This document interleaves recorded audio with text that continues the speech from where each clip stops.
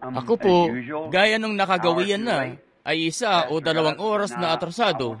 Tumayo ang pastor ang sabi, "Ngayon, nais kong ipakilala sa inyong lahat ang atrasadong si Ginoong Branham."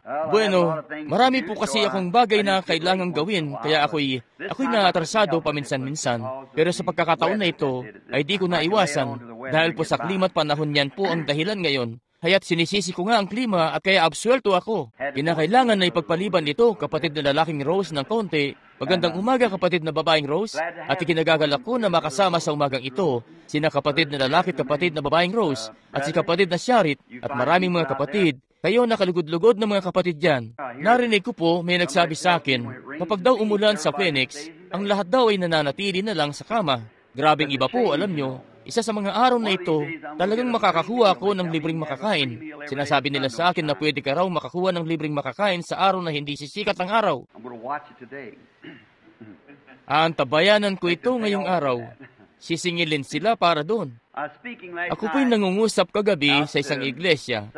Hindi ko lang po maalala ang pangalan ng simbahan. At mangyari po na nagtamasa kami ng maluwalhating panahon kagabi doon sa gawain na yon. At doon kinakapatid na Outlaw at doon sa Tempe. At kami talagang nagtatamasa ng mainam na panahon sa pagbubuklod na ito.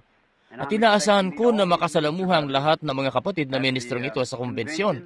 Nagugugol kami ng panahon para medyo magpahinga at maupo, kapatid na lalaking Rose, at makipag-usap. At yan po ang ipinunta ko, ang magkaroon ng pakikipagbuklod. At nagkaroon kami. Tiningnan ko ang aming schedule. At marami akong nakikitang mga lugar. Pero naisip ko na ito ang pinakamalaking oportunidad. Dahil nagkaroon ako ng pagkakataon na makasalamuha ang iba-iba, na makita sila at makausap mismo. Kung minsan sa pangangaral, bawat ministro ay hindi nauunawaan ng tama sa kung anong paraan o ano. Maraming pagkakataon ng pagkaunawa ng mga tao sa isang bagay na sinasabi mo at parabang ibang dating noon sa kanila, kaya iba ang pagkakakwento nila roon. At pagkatapos, maririnig yun ng isa. Yun nga'y mas lalong umiiba ng umiiba ang dating. Malalaman mo na lang ang layo na noon sa orihinal. Kaya tayo, maraming beses sa pangangaral, medyo nadidiin ko ang mga denominasyon at mga organisasyon at mga bagay-bagay. Kung minsan, sinasabi tuloy ng mga tao, laban si kapatid na Branham sa organisasyon. Mali po, hindi po ako laban sa organisasyon. Pero mangyari lang na maraming pagkakataon na ang mga tao'y masyadong dumedepende sa organisasyon. Kita nyo? At inilalagak ang kanilang pag-asa ng buong buo ron sa halip na kay Kristo. Nakatingin sila sa gaanong karaming miyembro ang magagawa nilang maakay sa organisasyon na yon. Ngayon, ayos na ayos lang naman yan. Ako, ayos lang po yan. Sa palagay ko naman, bawat organisasyon ay dapat lang mag-akay ng bawat miyembro na maakay nila. Napakainam po niyan. Pero kapag dumating kayo sa punto na pag-akay na lang ng mga di pa na pagbagong loob at mas binibigyan nyo ng importansya kaysa sa pagtuunan ng higit na pansin ang Espiritu Santo, gaya ng sinasabi rito ni kapatid na lalaking Rose, kani-kanina lang, at mga bagay-bagay, ay maibubunsod nyo nga ang mga tao na isipin nila, bahagi kami ng ganito at bahagi kami ng ganoon. Kung tutuusin, bahagi tayong lahat sa Diyos, kita nyo? Ngayon, kung makakita ako ng isang tao na binabagtas ang ilog sakay sa isang bangka, at nakatira ako sa tabi ng isang ilog sa Indiana, ang Ohio River, at ako'y malapit na sa talon, at napakadelikadong lugar yon, yung mga talon, dahil hayat sasadsad kayo roon. Kung makadadako kayo roon sa talon na yon, walang bangka ang makababagtas doon.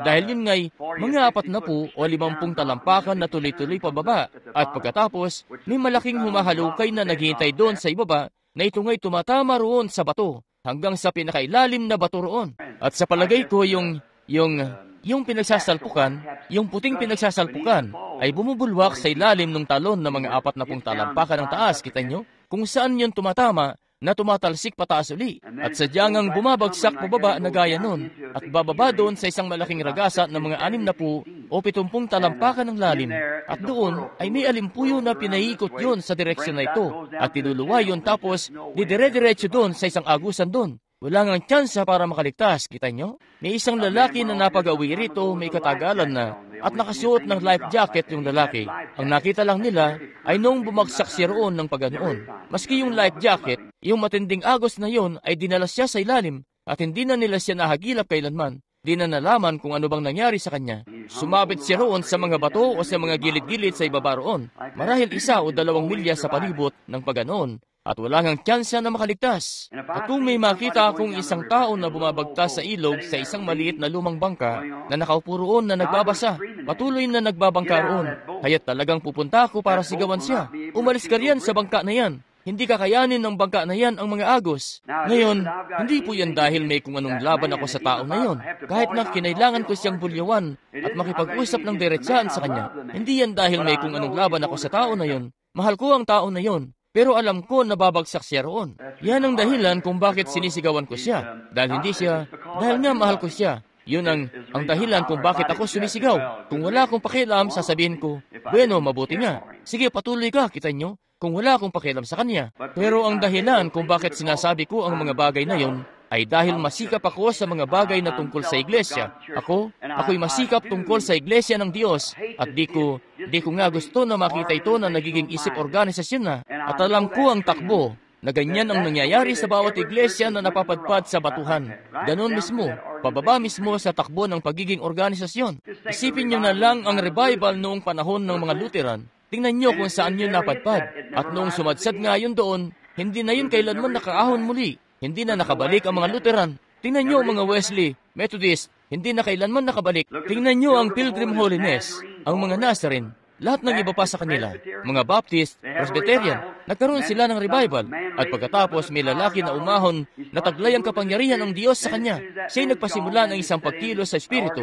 Pagkatapos ng lalaki na yun ay yumauna, pagkatapos nga'y nagtatag sila ng isang organisasyon mula roon. Kagaya ng Moody Bible Institute, mainam na lugar. Pero hindi na yun magiging katulad noong pinangangasiwaan pa ito ni Moody. Kita nyo? At sa mga bagay na pinaninindigan ni Moody, sila'y milyong-milyon na ang layo mula roon. Kaya hayan kayo. At ngayon, ay pawang pagka-intelektual na lang ang lahat. Samantalang pinangangasiwaan ito ni Moody noon sa Espiritu, kita nyo? At kaya inyong masusumpungan yun sa mga bagay na yon. Ngayon, nung una akong nagpasimula at pumunta rito sa Phoenix, maraming taon na ang nagdaan. Sa Pentecostal na kilusan, nagkaroon ako ng oportunidad na magpasimula ng isang organisasyon mismo. May latter rain ng mga kapatid na lumapit sa akin, sabi, ito na yun, magpasimula tayo. Aba, tayo'y magiging mas malaki kaysa sa sino pa man sa kanila. Sabi ko, kahabagan, hindi yun ganoon. Hindi yun ganoon mga kapatid. Kayo'y milyong-milya ang pagkakalihis sa daan. Hindi yan kailanman pagpapalay ng Diyos. Basahin nyo ang kasaysayan nyo. Basahin nyo ang Biblia. Wala nang isa pang organisasyon na lalabas mula rito na magmumula rito. Ganon nga, ma-o-organisa ito at mapapadpad sa nasa kalagayang Laodicea na ito ngayon. Pero sinasabi ko sa iyo kapatid, wala nang pinagpala ng Diyos na mga organisasyon na lilitaw pa. Wala nang anuman na magmumula rito. Nandito na tayo sa pagparito ng Panginoon. Kita nyo? At kukunin ng Diyos ang nalabi mula sa malaking ecumenical na kilusan na ito, na umiiral ngayon para sa nobya. Pero kailanman, ay wala nang anumang bagay na i-organisa sa espiritual kailanman. Kita nyo? Tapos na ito. Kapag nakikita ko ang mga kapatid ko, kalugod-lugod na mga kapatid, na pumapaling sa direksyon na yun, nangyaring nga na ibinubuhos ko ito ng lahat ng makakaya ko. At kung minsan, sasabihin ng mga kapatid, bueno, laban sa atin si kapatid na Branham, mali po yan. Naku, yan po'y malayong-malayo sa iniisip ko na maging laban sa kung sino man. Ako'y kayagapay nyo. Ako'y kapatid nyo. Kita nyo? At sinisikap ang pinakamainam kong magagawa. At yan ang dahilan kung bakit hindi ako maanib sa alinmang organisasyon para ako'y makatayo sa puwang at sabihin, kapatid, huwag, hindi yan ang pamamaraan. Sinasabi nila, kasapi kami ng assemblies. Maganda yan. Ang Assemblies of God ay naging isang malaking pagpapala sa akin. Kami ang Foursquare. Bueno, tingnan nyo kung paanong naging pagpapala rin sila sa akin. Kami ang Jesus Name. Tingnan nyo kung paanong naging pagpapala sila sa akin. Kami yung ganito, yung iba. Ano man, silang lahat ay mga pagpapala. Sila'y bayan ng Diyos, kita nyo? At ang bayan ng Diyos ay nasa lahat ng mga ito. At kapag dumating tayo sa punto na ipinapakisama natin ang sarili natin, na sinasabi natin, masigit na mainam kami rito kaysa sa Church of God, kita nyo? O kami, di hamak na mas mainam kaysa sa Foursquare o sa Jesus Name, o parang ganoon. Samantalang tayo isa lamang, marahil tayo iba-iba ng konti sa mga ideya, na tayong lahat ay kakain ng hapunan ngayon. Lahat tayo ibang-ibang pie ang kuha, pero kumakain pa rin tayo ng pie ano't anuman, kita nyo? Ganun po ang kaisipan. Kaya ang kaisipan doon ganito, kung makikita lamang natin ang pagbubuklod natin, kaya huwag kayong dumakos sa pagkiling tungo sa organisasyon. Pumiling kayo patungo sa Kalbaryo, magiging patay kayo sa iba pang mga bagay na ito, kita nyo? at tunay na naniniwala ako. Hayaan niyong sabihin ko ito habang nasa isip ko pa. Ako'y naniniwala na ang isang organisasyon ay gumaganap naman ng isang mainam na bahagi. Dahil maraming beses, mga kapatid, ganong kesama gaya ng ayaw na nating isipin yon. May mga bagay na lumilitaw sa kalagitnaan natin at mga bagay na gaya nun, na hidwang pananampalataya. At yung mga tao nga'y tinatanggap yung mga hidwang yon at kinakalat ang mga tao kung saan-saan. At may grupo ng mga kapatiran na magsasama-sama na ako, ang ibig ko pong sabihin ay katulad ng ginawa nila noon nung sinaunang panahon at lahat na ng uri ng mga bagay. At mayroon pa rin tayong ganoon sa panahon ngayon, kita nyo? Sadyang may paglagana pa rin. At ang isang grupo ng mga tao na magagawa nilang tipunin ang kanilang mga sarili, ang tunay na larawan ng Pentecostes sa opinyon ko, pagdating sa organisasyon, ay ang iglesia, kapatid na Petrus, ang Philadelphia Church sa Sweden. Ngayon, di nila alintana kung anuman ang doktrinang dala mo. Basta't batay ito sa kasulatan. Kung ang ibig mong tingin doon ay pagganito, paganoon o anuman, basta't may pakikisama ka't namumuhay ng isang tunay na malinis at banal na buhay. Hayan nga, mainam yun. At kung nais mong sabihin na si Jesus ay darating na sa isang puting kabayo, at yung isa na may magsasabi na siya ay darating sa isang puting ulap, ay sa ganong paraan niyo siya hintayin. Tuloy lang, basta't namumuhay kayo ng isang mainam na malinis na buhay at may pakikisama. Ganon nga, yun. Bueno, ngayon, yan ang isang rason, mga kaibigan, kung bakit ako kasama sa grupong ito ng businessmen. Bagamat alam ko na maraming mga bagay roon na kailangang ituwid. Pero ito ang pinakamainam na meron tayo. Oo, ganon nga. Oo, napakaraming bagay ang kailangan kong sabihin. At kayo, ang mga kapatid dito ay masasabi nila sa inyo na hindi ako kailanman nagpipigil ng banat sa kanila. Ako'y narito bilang lingkod ng Diyos para sabihin ang katotohanan at kailangan kong managot para doon. Ganun nga, ang sabi ni kapatid na lalaking Rose, yan ang dahilan kung bakit gusto ka namin.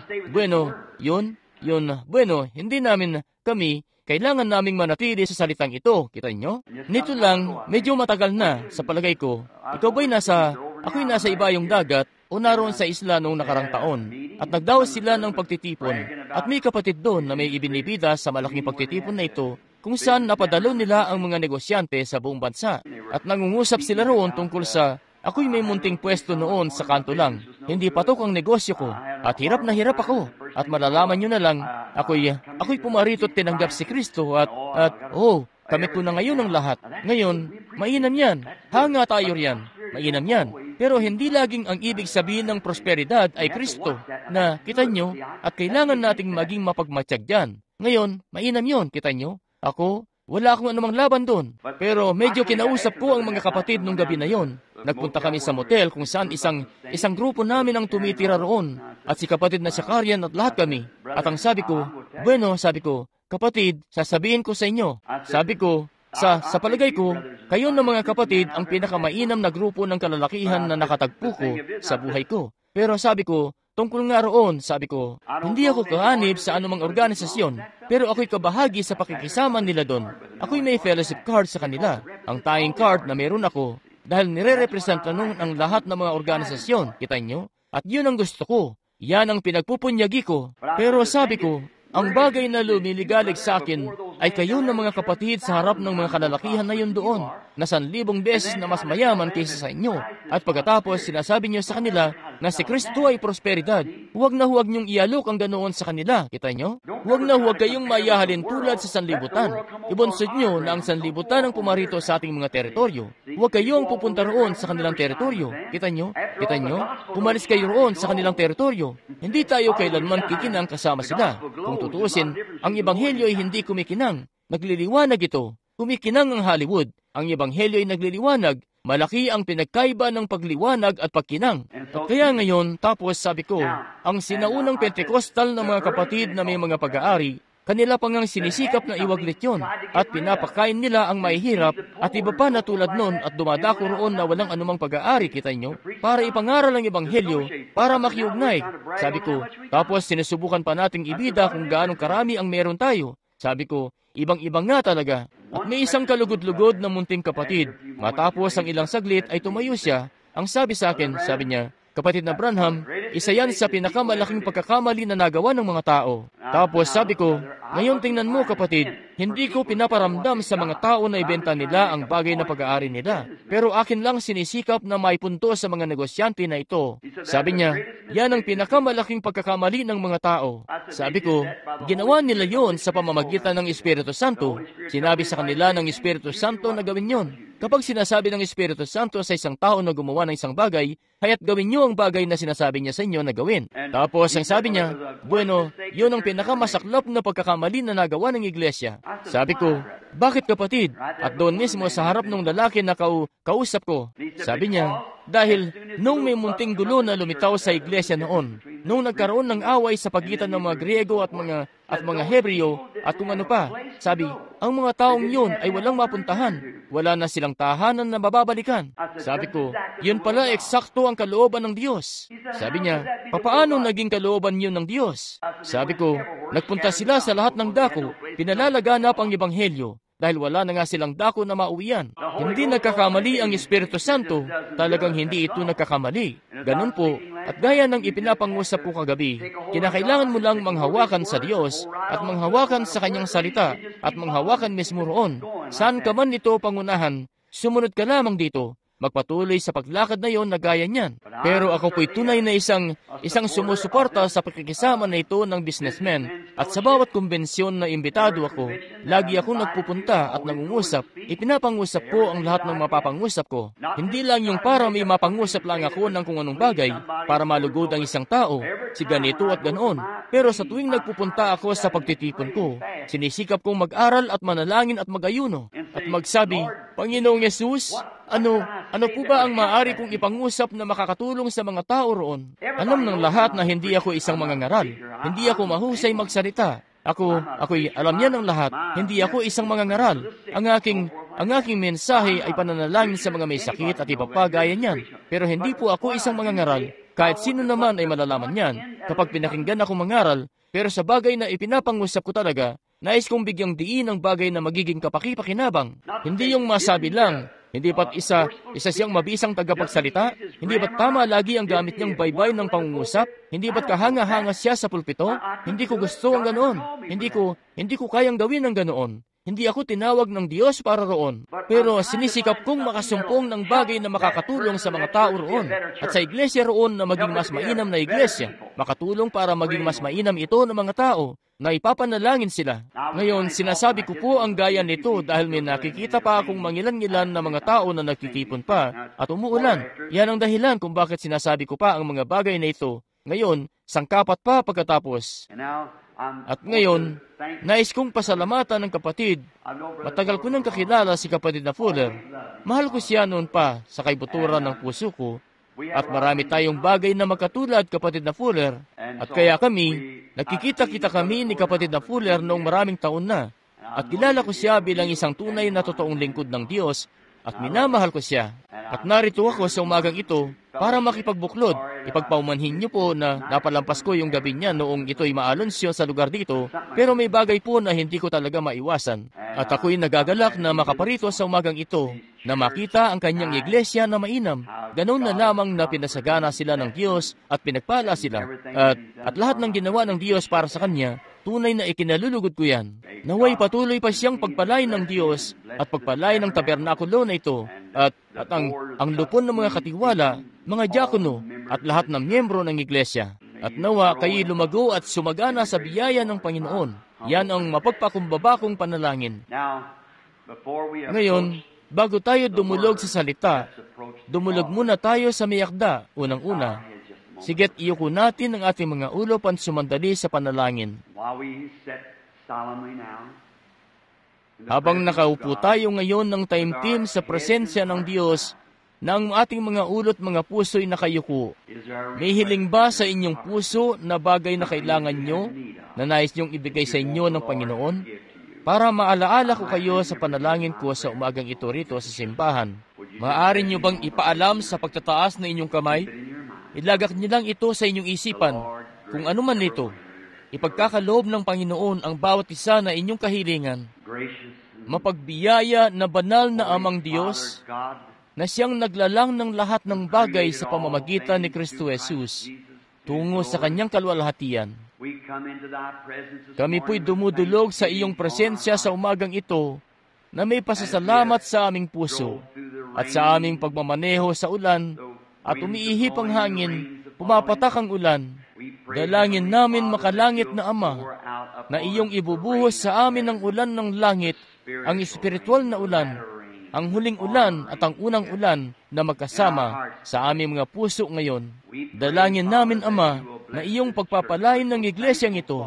Kami lubos ang pasasalamat para rito, para sa pastor rito, para sa kongregasyon nito, para sa isang dako kung saan ang mga tao'y nagkakatagpo na may bubong sa ibabaw ng kanilang ulo at isang mainam na komportabling mauupuan. Bumabalik ang aming mga isipan sa kasaysayan ng sinaunang iglesia, itong sinaunang apostolikong katolikong iglesia, at nakikinita kung papaanong nakaupo lang sila noon sa mga bloke ng bato, kung anuman na maupuan nila para makapakinig sa salita ng Diyos. At pagkatapos, luluhod sa lapag at yun ay malamig at may bato at alikabok, at doon ay itinataas nila ang kanilang mga kamay sa direksyon ng langit at tinatamasa ang presensya ng Espiritu Santo. Pinupunan sila ng determinasyon sa buhay nila, nanupat nakakalakad sila papasok sa yungib ng mga leon, na hindi man lang kikibot, bagkus may ngiti sa kanilang mukha na nakatingin sa langit na nalalaman, sa kaunting sandali na lang, sila'y mapapasa presensya niya na siyang iniibig nila. O pananampalataya ng mga magulang namin, buhay na buhay pa rin sa kabila ng piitan, apoy at tabak, iyo pong ipanauli sa amin. O Diyos, ang ganong pananampalataya. Iyo pong ipagkaloob sa amin ng dakilang apostolikong pagpapala na iyon ng Espiritu Santo. Bawat isa ngayon na ang kanilang mga kamay ay nakataas, iyong nababatid ang mga pangangailangan nila, Panginoon. Batid mo po kung ano ang nasa likod ng kamay na iyon, kung ano ang motibo at layunin na naroon sa puso na iyon. Ikaw po lamang ang makapupuno ng bawat pangangailangan, Panginoon. At ipinapanalangin ko sila na di ko man nalalaman ang pangangailangan nila, pero idinudulog ang aking panalangin bilang isang pakiusap para sa kanila. Bilang iyong lingkod, idinadalangin ko ng may sinseridad ang bawat isa na anuman ang hilingin nila ay kanila nawang matanggap. Iyo pong pagpalain sila, Ama. At ngayon, sa pagbasa namin ng iyong salita, at sa pagtuturo ng klase na ito ng Sunday School gaya noon sa umagang ito, dalangin ko na iyong kunin ang mga salitang ito at balatan ang bawat di pananampalataya mula sa kanila, Panginoon, na anumang kapangyarihan ni Satanas na pilit mamumutawi, na hadlang dito na lumago, nawa ito po'y dumako sa bawat puso, at doon ay maging mga puno na namumunga ng katwiran, Panginoon. Pananampalataya na ibinubunga ang bagay na iyong itinalaga na gawin ng iyong salita na sinasabi, hindi ito babalik sa akin ng walang katuturan, bagkus gagawin nito ang bagay na nilayon para rito. Ngayon, Panginoon, pakabanalin mo ang iyong lingkod, ang iyong salita'y napaging banal na. At nang may paglalakip, ay nawa mapakain namin ng kawan na ipinagkaloob sa amin ng Espiritu Santo ang pagtuturo. Aming hinihiling sa pangalan ni Jesus. Amen. Ngayon, sa inyo na gustong makibasa kung minsan na makikisabay sa mensahe, aking hihilingin ko sa inyo, kung maaari kayong bumuklat sa aklat, at meron lamang akong munting Sunday School na mensahe, tila ba sa mga tao sa umagang ito. Narinig niyo ba kung maigi sa palibot sa buong lugar? Inilapit ko itong mikropono. Medyo paus lang ako. Nung pagkarating ko rito, nagkatrangkaso ako. Sinubukan ng dyablo ang maigting niyang magagawa para di ako makapunta rito. Hindi ko po alam. Naniniwala ako na ang Diyos ay tiyak na magbubuhos ng bagay na dakila sa konbensyon na ito sa oras na ito dahil ginawa ni Satanas ang lahat ng magagawa niya para pigilan ako mula rito. Pero ngayon, tayo babasa mula sa Henesis sa 22 kabanata. At sa inyo na bubuklat ng inyong Biblia, tayo magbasa ng bahagi nito na sama-sama. Henesis 22, sigit simulan natin sa 9 na talata. At sila'y dumating sa dako sa kanya'y sinabi ng Diyos, at nagtayo si Abraham doon ng isang dambana, at inayos ang kahoy, at tinalian si Isaac na kanyang anak, at dinilagay sa ibabaw ng dambana sa ibabaw ng kahoy. At iniunat ni Abraham ang kanyang kamay at hinawakan ng sundang upang patayin ang kanyang anak. At tinawag siya ng anghel ng Panginoon mula sa langit, at sinasabi, Abraham, Abraham! At kanyang sinabi, narito ako. At sa kanya'y sinabi, huwag mong buhatin ang iyong kamay sa bata o gawan man siya ng anuman, sapagkat talastas ko ngayon na ikaw ay natatakot sa Diyos sa parang hindi mo itinanggi sa akin ang iyong anak, ang iyong bugtong na anak. At itiningin ni Abraham ang kanyang mga mata at nagmalas, at narito ang isang tupang lalaki sa dakong likuran niya, nahuli sa dawag sa mga sungay nito, o kanyang mga sungay, ang ibig kong sabihin. At pumaroon si Abraham at kinuha ang tupa, at siyang inihandog sa nahandog na susunugin na inihalili sa kanyang anak. At pinanganlan ni Abraham ang dakong yaon ng Jehovah Jireh, gaya ng kasabihan, hanggang sa araw na ito, sa bundok ng Panginoon ay mahahanda. At tinawag ng anghel ng Panginoon si Abraham ng ikalawa mula sa langit, at sinabi, sa aking sarili ay sumumpa ako, anang Panginoon, sapagkat ginawa mo ito, at hindi mo itinanggi sa akin ang iyong anak, ang iyong bugtong na anak, na sa pagpapala ay pagpapalain kita, at sa pagpaparami ay pararamihin ko ang iyong mga binhi, na gaya ng mga bituin sa langit, at gaya ng mga buhangin sa baybayin ng dagat, at kakamtin ng iyong binhi ang pintuang bayan ng kanyang kaaway. Nais kong kunin ang huling parirala bilang teksto, at kakamtin ng iyong binhi ang pintuang bayan ng kanyang kaaway. Isa ngayang kahangahangang pangako. Ngayon, pamilyar sa atin ang kwentong ito. Marahil nabasa na ito ng paulit-ulit maraming beses na, tungkol kay Abraham, at kung papaanong tinawag siya ng Diyos palabas sa kanyang bansa, at kung papaanong isa lang siyang ordinaryong tao, walang anumang espesyal sa kanya, pero tinawag siya ng Diyos at binigyan siya ng pangako. Ngayon, nais kong pansinin niyo na ang pangako na ipinangako ng Diyos kay Abraham ay di lamang kay Abraham, bagkus ito'y sa kanyang binhi pagkatapos niya. Ngayon, maraming tao nagsasabi, kung katulad lang sana ako ni Abraham, kung naroon lang sana ako kung saan ay kakausapin ako ng Diyos at bibigyan ako ng kasiguraduhan gaya ng ginawa niya kay Abraham, kung ganoon ay talagang kakamtin ko. Ako ngay magkakamit mismo ng pananampalataya, kapatid na Branham, kung naranasan ko yun, kung ang Diyos ay makipag-usap sa akin gaya ng ginawa niya noon kay Abraham. Pero, taglay niyo ang siyaring pangako na tinaglay ni Abraham. Yun nga'y, kung kayo'y binhi ni Abraham. Mangyari nga na sasabihin niyo, pero kapatid na Branham, isa akong hentil. Hindi ako maaring binhi ni Abraham. Ang binhi ni Abraham ay hindi yaong natural na binhi. Yun ay spiritual na binhi. Dahil ang pagtutuli nun ay wala naman yun. Ang pangako, ano pat kanya ngang ibinigay sa kanya bago pa ang pagtutuli. Siya nga't ibinigay yon sa kanya bago ang pagtutuli. At hindi yun dahil siya tinuli at may tipan sa Diyos sa paraan na yon. Siya nga't dahil si Abraham ay nanampalataya sa Diyos. At sinabi ng kasulatan na kapag tayo patay na kay Kristo, tayo magiging binhi ni Abraham. Ipinapangusap ito ni Pablo, at ang Hudyo ay hindi Hudyo sa labas, kundi Hudyo sa loob. Kaya naman, kung kayo'y ipinanganak na sa Espiritu ng Diyos, kayo'y binhi ni Abraham, at mga tagapagmana kasama ni Abraham ayon sa pangako. Kita niyo, kaya naman ang bawat pangako na ibinigay ng Diyos kay Abraham ay sa inyo, dahil sa espiritual kayo'y binhi ni Abraham. At kayo'y mas may pagkahudyo kaysa sa kung kayo'y ipinanganak na may hudyong dugo.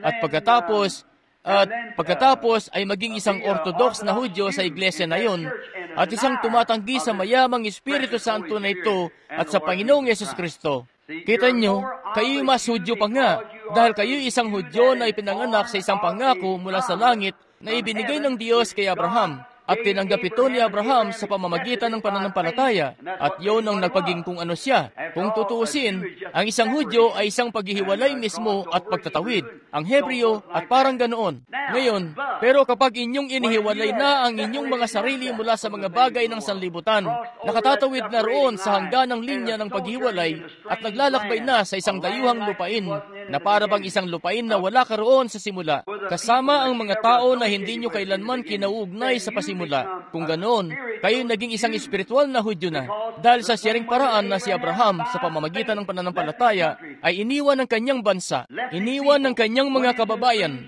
nagtungo sa isang dayuhang lupain, kasama ang mga dayuhang tao. Iniwan nyo ang inyong mga kamag-anak, iniwan ang sanlibutan, iniwan ang mga kasama nyo, tumawid sa pamamagitan ng dugo ni Yesus Kristo at naging mga manlalakbay, na hinahanap ang isang siyudad nang nagtayo at gumawa ay ang Diyos, katulad noon kay Abraham, mga manlalakbay na kasama siya, nakatira sa mga tolda, mga kaiglesiyahan, kapwa mamamayan sa kaharian ng langit, mga tagapagmana ng lahat ng mga bagay sa pamamagitan ni Yesus Kristo. Kita nyo? Tayo tumawid na mismo, humiwalay. Ngayon, si Abraham, ang pangako ay ipinangako kay Abraham at sa kanyang binhi pagkatapos niya. Ngayon, ibinigay ng Diyos ang pangakong ito kay Abraham ukol sa kanyang binhi. Nakakamtin ng pinto ang bayan ng kanyang kaaway matapos na kanyang subukin si Abraham. Subukan si Abraham.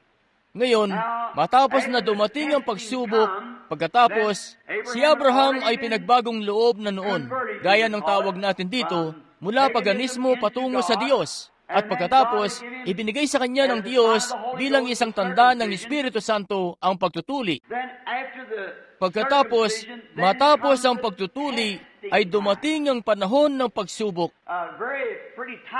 Isang mainam na tipo mismo ng iglesia na pagkatapos nating maligtas, pagkatapos nga'y ipinagkaloob sa atin ang tanda ng pangakong pagtutuli na hindi sa laman kundi sa Espiritu. At ang Espiritu Santo ang ating pagtutuli.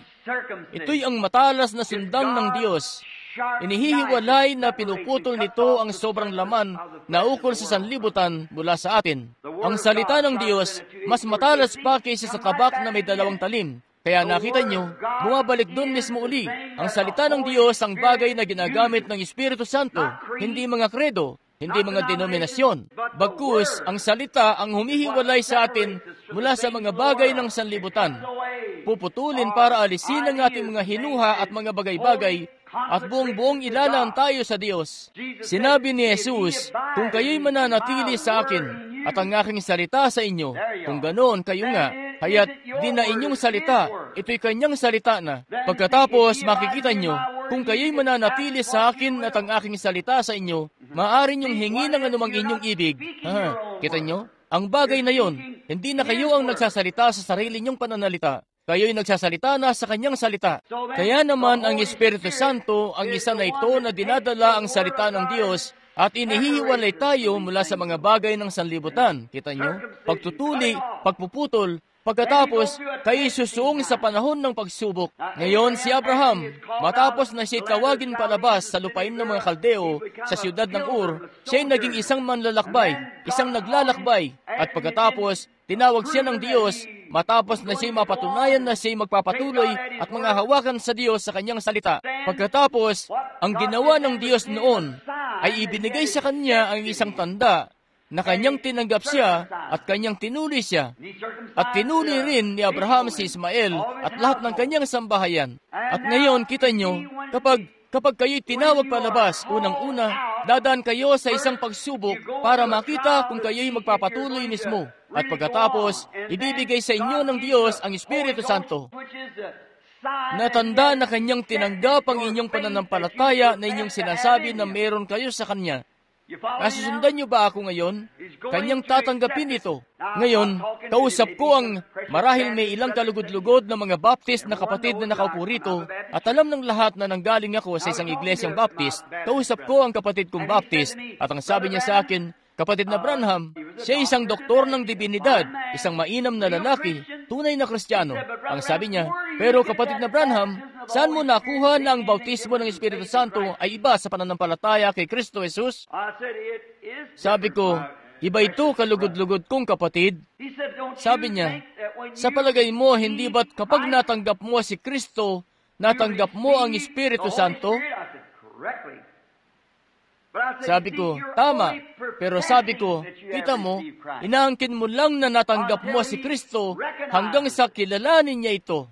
Sabi niya, kapatid na Branham, Nanampalataya si Abraham sa Diyos at ito'y ibinilang naman sa kanya na katwiran. Sabi ko, oo, pero binigyan siya ng Diyos ng isang tanda na kanyang tinanggap na ang kanyang pananampalataya noong ibigay niya sa kanya ang tanda ng pagtutuli na kanyang kinilala ang kanyang pananampalataya.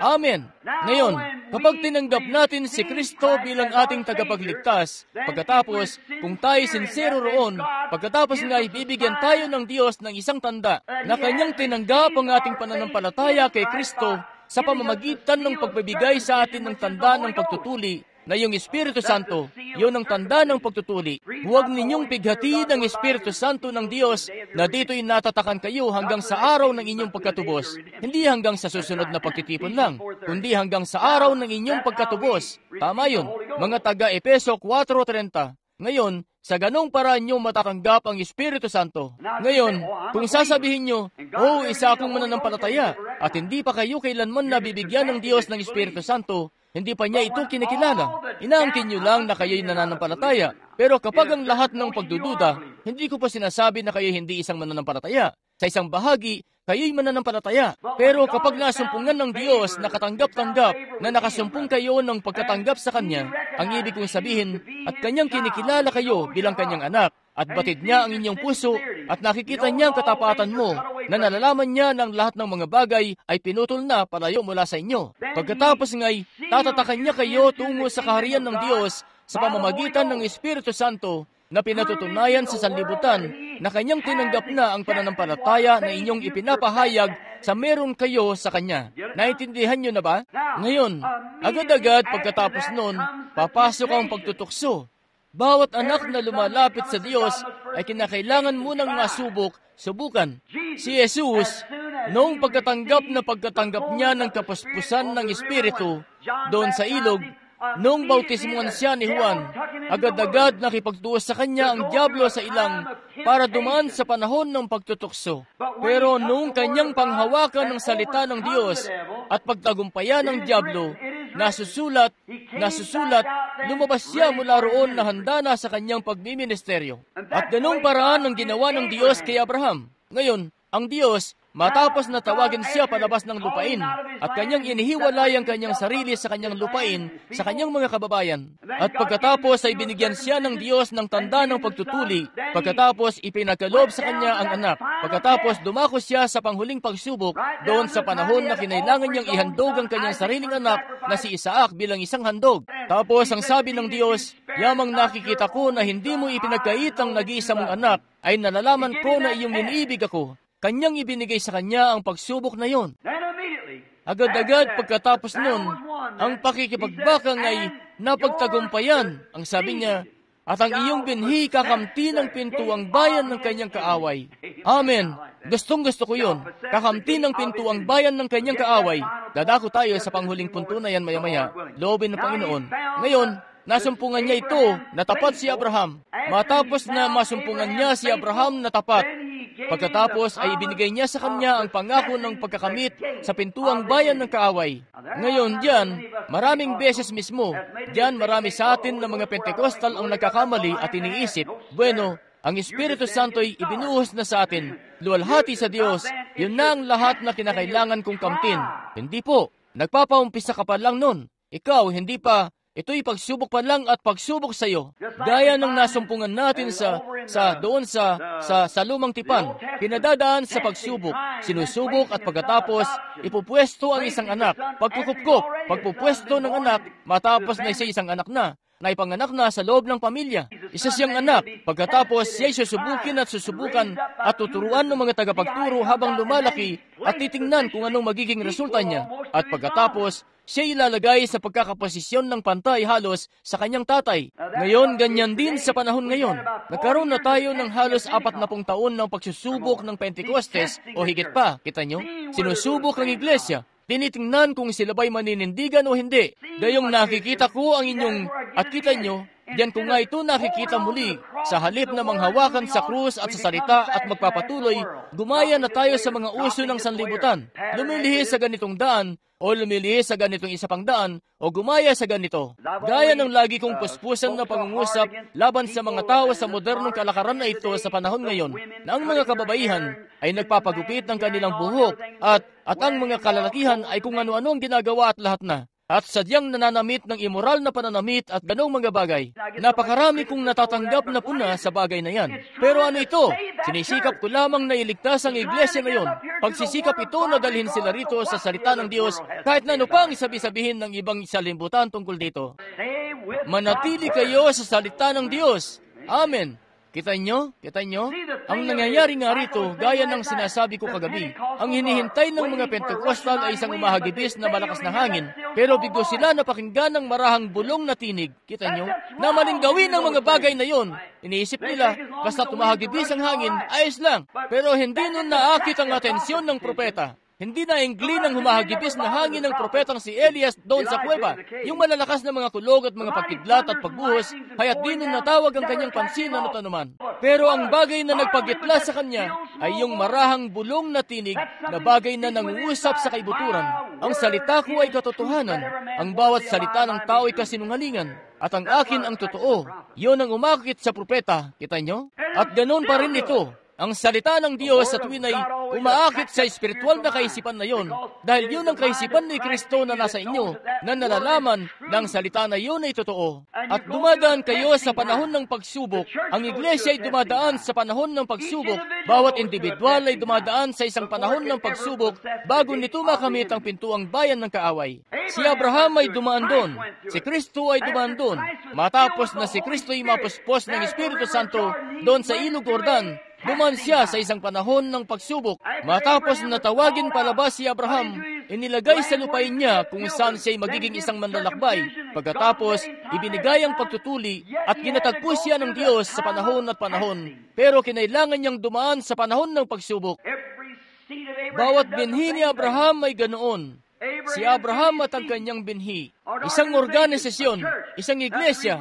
Yan ang dahilan kung bakit nasusumpungan natin ang ating mga organisasyon na bumabagsak sa tabing daan ay dahil sa pagdating ng pagsubok. Anong pagsubok? Salita ng Diyos. Ayan ang pagsubok. Ang salita ng Diyos ay ang pagsubok. Gagawin ba natin ang sinasabi ng isang grupo ng kalalakihan o gagawin natin ang sinasabi ng Diyos na gawin? Yan ang pagkakaiba. Ayan ito na dumarating. Noong mga panahon ni Dwight Moody, mga panahon ni Finney, Sankey, Knox, Calvin, Spurgeon, lahat ng iba pa sa kanila, ang mga espiritual na kalalakihan na yon, sumunod ng mga organisasyon pagkatapos nila. Nagkaroon sila ng grupo ng mga kalalakihan noon na nagpasok ng sarili nilang mga pamamaraan roon.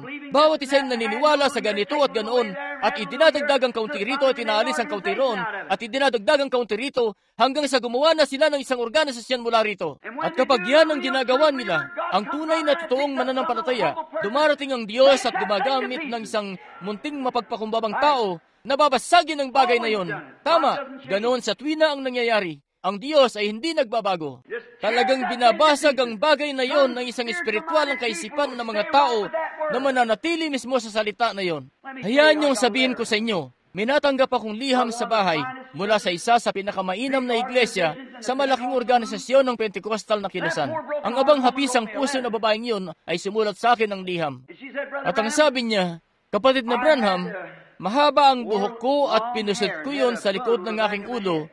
Sabi niya, at ang nagustuhan yun ng asawa ko.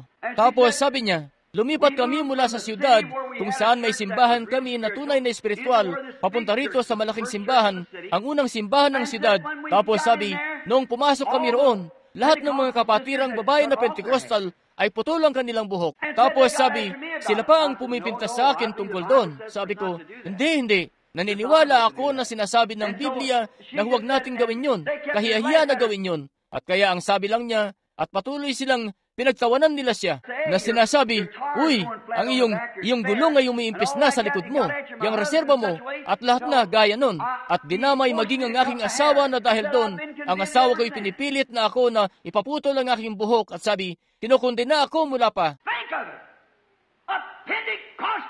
Isipin nyo, isang iglesyang Pentecostal na dapat ay naninindigan sa salita ng Diyos, Diyan kayo dinadala ng organisasyon nyo. Siya nga, bigo sila na pakinggan ng marahang bulong ng tinig ng salita na tinatawag sila patungo sa katotohanan. Lahat sila'y ang pinakikinggan ay ang umahagibis na malakas na mga hangin at maraming pagsisigawan at pagsasayawan na sinasabi nilang nagkamit daw sila ng kapangyarihan. Ayos lang yan, naniniwala rin ako dyan. Siya nga, pero kapatid, kapag nagagawa niyong sumayaw at sumigaw at pagkatapos ay tatalikod at tatanggihan ang salita ng Diyos at mamumuhay na gaya ng sanlibutan, may mali sa kung saan. Siya nga, ang Espiritu ng Diyos ay bumababa ang marahang bulong na tinig na yun na ginagabayan kayo mismo ng diretso sa Kalbaryo kung saan tayo patay at ang ating buhay ay natatago sa Diyos sa pamamagitan ni Kristo at natatakan na ng Espiritu Santo. Kung ganoon, ang salitang yun na lamang ang nananahan dyan. Kung ganoon, kung kayo nananatili sa akin at ang aking salita sa inyo, hilingin ninyo ang inyong nais at ito'y ipagkakaloob sa inyo. Hayan ang pagkakaiba. Umaasa ako na hindi panatiko ang dating ko sa inyo. Kung ganoon man, ako'y walang kabatiran dito. Ako'y naniniwala ng salita ng Diyos ay katotohanan. At ito'y kinakailangan na manatili mismo rito. At kung ito'y nananatili rito, ipakikita nito ang sarili nito sa labas. Nararapat lang mismo ang inyong buhay, ang buwang bumubuo sa iyo ay magiging iba. Kaya noong ibigay ng Diyos kay Abraham ang pagsubok, nalampasan niya yon ng 100%. At ibinubunsod, hindi maaring bigyan ng Diyos ang isang organisasyon ng isang pagsubok dahil ito'y labo-labo na mismo. Ang Diyos ay hindi nakikipag-ugnay sa ganong paraan sa organisasyon. Hindi siya nakikipag-ugnay sa mga bansa sa lahing hentil. Kumuha siya ng mga tao palabas mula sa mga hentil.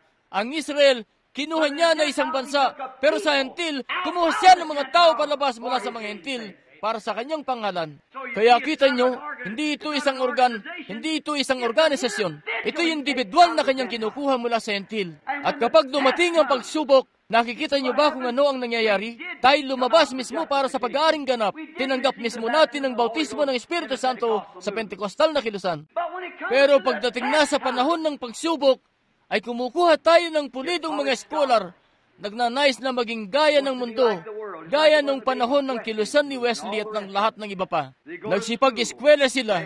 Sila'y nag-aral ng siyensya at pinag-aralan nila itong lahat na iba't ibang uri ng mga bagay na kalakip ng edukasyon at sinisikap nilang mag-aral ng psikolohiya. Sadyang ang pinakamainam na bagay lang, huwag niyong sabihin ng ganito, ipagawa niyo sa kanila ang ganito at ganon. Dahil ito'y, kita niyo, kayo nagkakamal at nagtatayo. Ang inyong layunin ay mali. Mali ang inyong motibo. Nagtatayo kayo tungo sa isang organisasyon. Sa halip na nagtatayo tungo sa Kalbaryo, paano kayo makakapagtayo tungo sa Kalbaryo nang hindi dumadaan sa daan ng salita? Sapagkat tayo nahuhugasan sa pamamagitan ng tubig ng salita. Kung kayo'y mananatili sa akin at ang aking salita sa inyo, kung ganoon ay hingin nyo ang anumang nais nyo. Diyan natin makikita ang pagkagapi ng Pentecostal na kilusan dahil sila'y lumayo mula sa salita. May sasabihin na isang bagay ang salita, pagkatapos sinusubukan nilang ipilit ang organisasyon na yun na maisingit doon kung saan. At pagkatapos lalakad sila palayaw mula sa salita na yun at kukunit ipagpapatuloy na yun na kalakip ang organisasyon. At nakikita nyo ba kung saan yun napadpad? Naging halos kagaya na ng iba pang mga kaiglesiyahan. Pero kahit nagsasayaw tayo at sumisigaw at nagsasalita sa iba't ibang wika at tumatalon-talon, ang mga yan ay ayos lang naman. Ang organisasyon nila ay ayos lang naman. Umaasa ako na napaging malinaw ko ang sarili ko. Pero ang pinakapunto ko rito ay yung marahang bulong na tinig ng salita ay nagsasalita mismo. Yun po, dumadaan kayo sa isang pagsubok. Susubukin kayo ng Diyos gaya ng ginawa niya kay Abraham. Kanyang sinusubok ang binhi ni Abraham na mga sumunod sa kanya. At ngayon, ang dahilan kung bakit di natin nakakamit ang pintuang bayan ng kaaway, ang dahilan kaya napakarami sa kalagitnaan natin, ay dahil di natin kayang tumindig sa pagsubok. At hayaan niyong sabihin ko sa inyo ang isang bagay, ang pagsubok ng salita ay tama. Ang dahilan kung bakit wala tayo at kailanman ay di na magkakaroon sa organisasyon, sa palagay ko may mainam na organisasyon ng Pentecostal.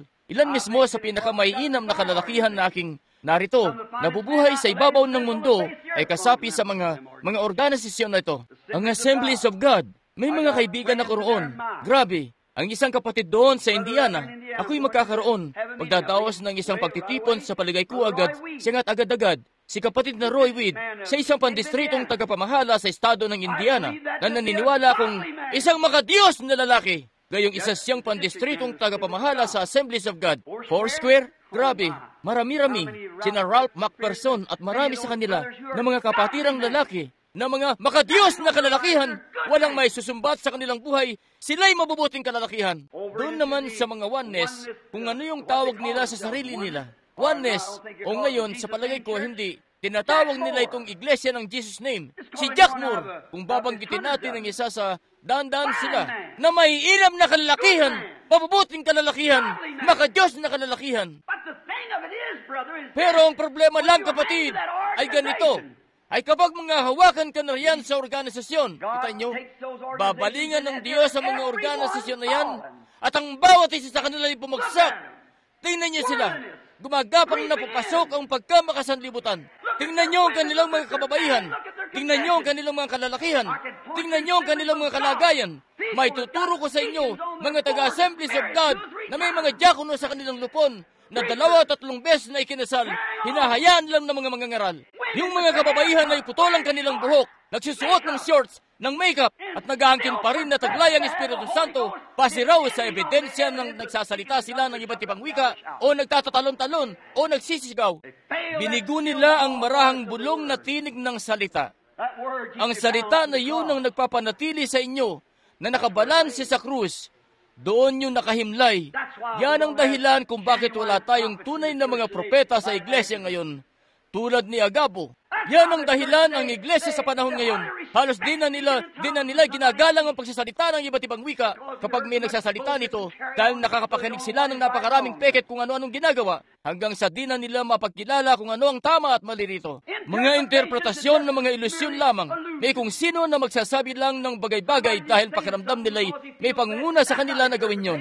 Hindi yan interpretasyon. Ang interpretasyon, hindi yung may tao na tatayo at magsasalita sa iba't ibang wika, tapos may isa na tatayo matapos ang ilang minuto at bibigyang interpretasyon ng sinabi ng tao. Kapag ang isa ay magsasalita, ang isa naman ay magbibigay ng interpretasyon doon, na sasabihin, yun ang salita sa parehong paraan ng pananalita. Pareho lahat. Ang taong ito ay marahil nagpropropesiya, pero hindi ito yung interpretasyon. Yung iba sa kanila, itong uri ng tinig na naglalahad ng isang bagay, ito namang isa rito ay iba ang nilalahad, at may ilan na 10 salita ang sinasabi, yung isa naman ay 50 salita ang nasa likod nun, bilang isang interpretasyon. Ang ibig sabihin ng interpretasyon ay sabihin ng salita sa salita. Kung ito isang salita ng Diyos, kinakailangan nitong mabunsod na salita sa salita, talata sa talata, talata sa talata. Sa ganung paraan, kinakailangan mismo ng salita'y mabunsod. Pero ano ang nakikita natin?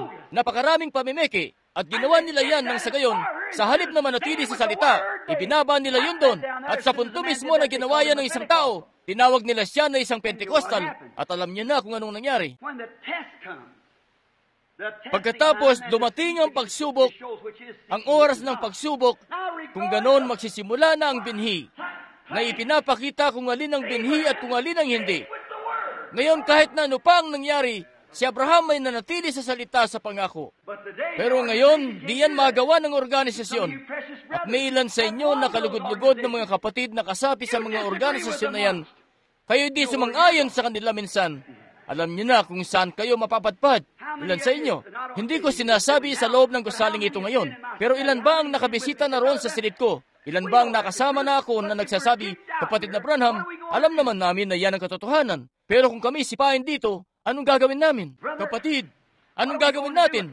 Manghawakan kayo sa Kalbaryo, manghawakan kayo sa pangako, manghawakan kayo sa krus, ano't anuman.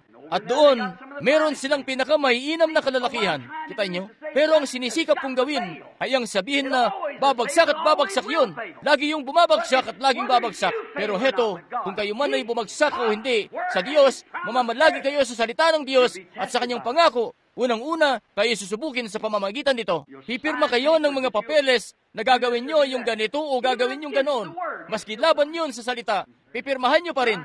Ganun nga, sa puso nyo, alam nyo na marito. Yun ang marahang bulong na tinig na nagsasalita, ang salita na yun. Hindi nakapagtataka na di tayo makausad dahil sa bagay na nangyari. Inihiwalay nyo ang inyong sarili sa marahang bulong na tinig. Bigla na lang kayong tumakbo palabas, tinatawag kayo ng Diyos, pero bigla na lang kayong tumakbo dahil umugong ang mga kulog, kumislap ang mga kidlat, yumanig ang bundok. Hindi na Ingles si Elias, ang propeta na yun. Ang nais niya ay yung tinig na yun unang-una. Ang sabi niya, mananatili ako rito. Kaya marami sa panahon ngayon, nagpapasimula ng mga gawain ng mga pagpapagaling, karnal na panggagaya, lahat na ng uri ng bagay at mga sensasyon na hindi naman kailanman lumitaw sa salita ng Diyos. Ganun nga. Ano yon? Kailangan nating awitin ng awitin na yon. Sila na naghihintay sa Panginoon. Ako'y mabunsod na na pagmamalaki maibaba at manawagan sa iyong pangalan. Ako'y mabunsod na maghintay, Panginoon, hanggang sa marinig ko ang marahang bulong na tinig, at ang tinig na yon ay magiging nakabatay sa salitang tinig. Ito'y mangungusap mismo ng eksakto sa salita. Amen. Bueno, nasumpungan natin si Abraham matapos na siya'y mailagay, tawagin palabas, ihiwalay sa mga mahal niya sa buhay, mula sa kanyang pamilya, mula sa kanyang tahanan, mula sa kamag-anak niya, patungo sa isang dayuhang lupain. Sa pamamagitan ng pananampalataya ay ginawa niya yun.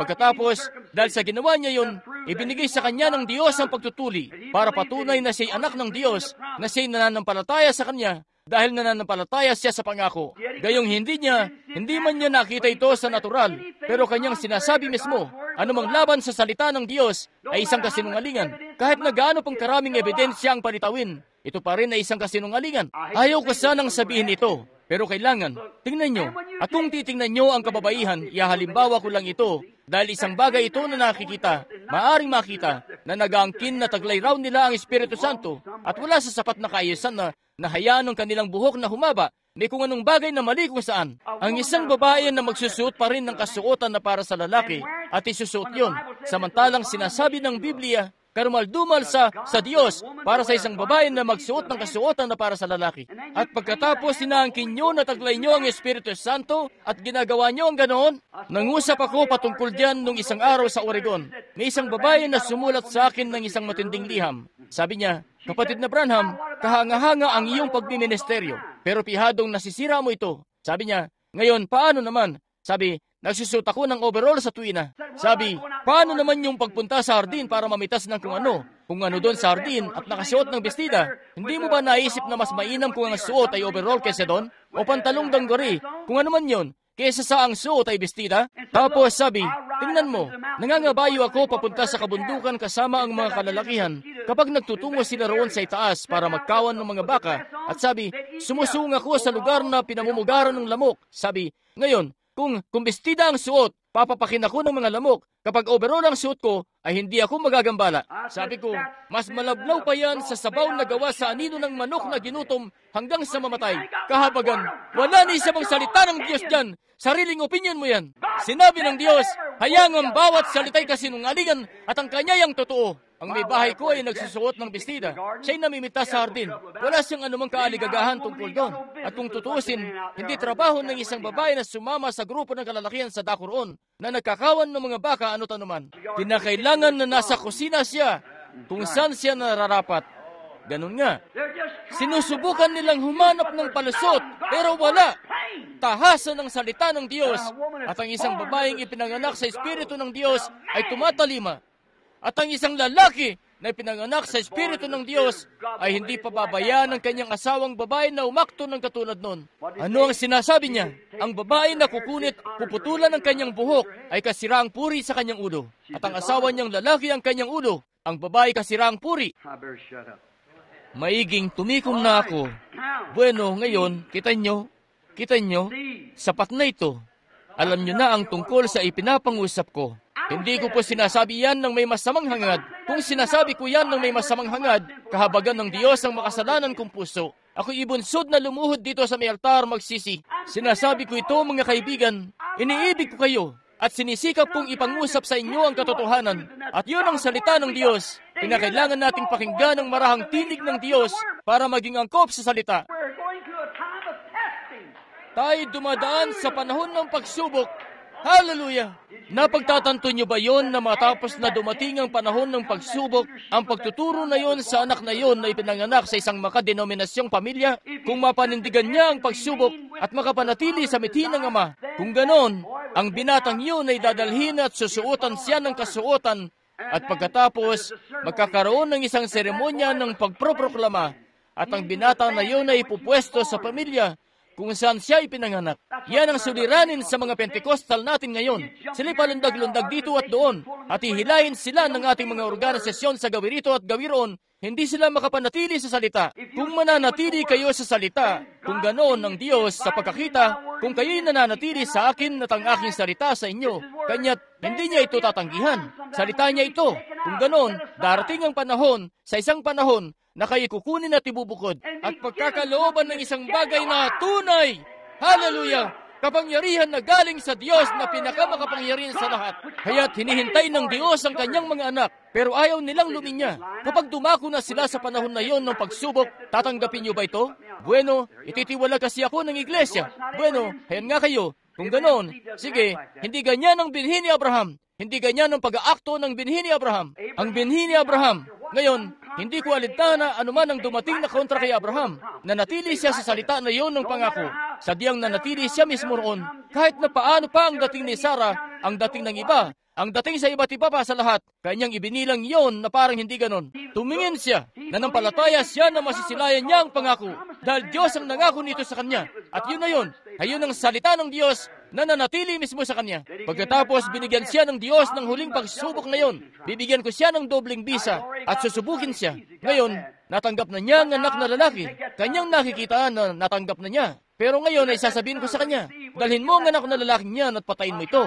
At ibunsod ang anak na lalaki niyan. Kapag nakita niya, papatayin nga kaya niya ang anak na lalaki niyon? Susubukin ko siya ngayon. Si Abraham ay talagang tapat sa salita. Papaanong kapag natanggap mo ang pangako, papaano mong pipigilan ang bagay na yon? Paano? Paano mo pa aasahan na ikaw ay magiging ama ng mga bansa? At heto ka na 115 taong gulang na ngayon. Si si munting Isaac nga, mga 14, 15 na ang edad. Paano ka magiging ama ng mga bansa kapag 115 taong gulang ka na? Heto ang kaisa-isa mong anak. At wawasakin mo ang tayong patunay mo na meron ka. Amen. Paano ko ito malalagpasan kung lalabas ako sa organisasyon ko? Paano ko ito malalagpasan kung gagawin ko ang ganito? Pakinggan nyo ang marahang bulong na tinig na yon at dumulog sa salita. Ang salita.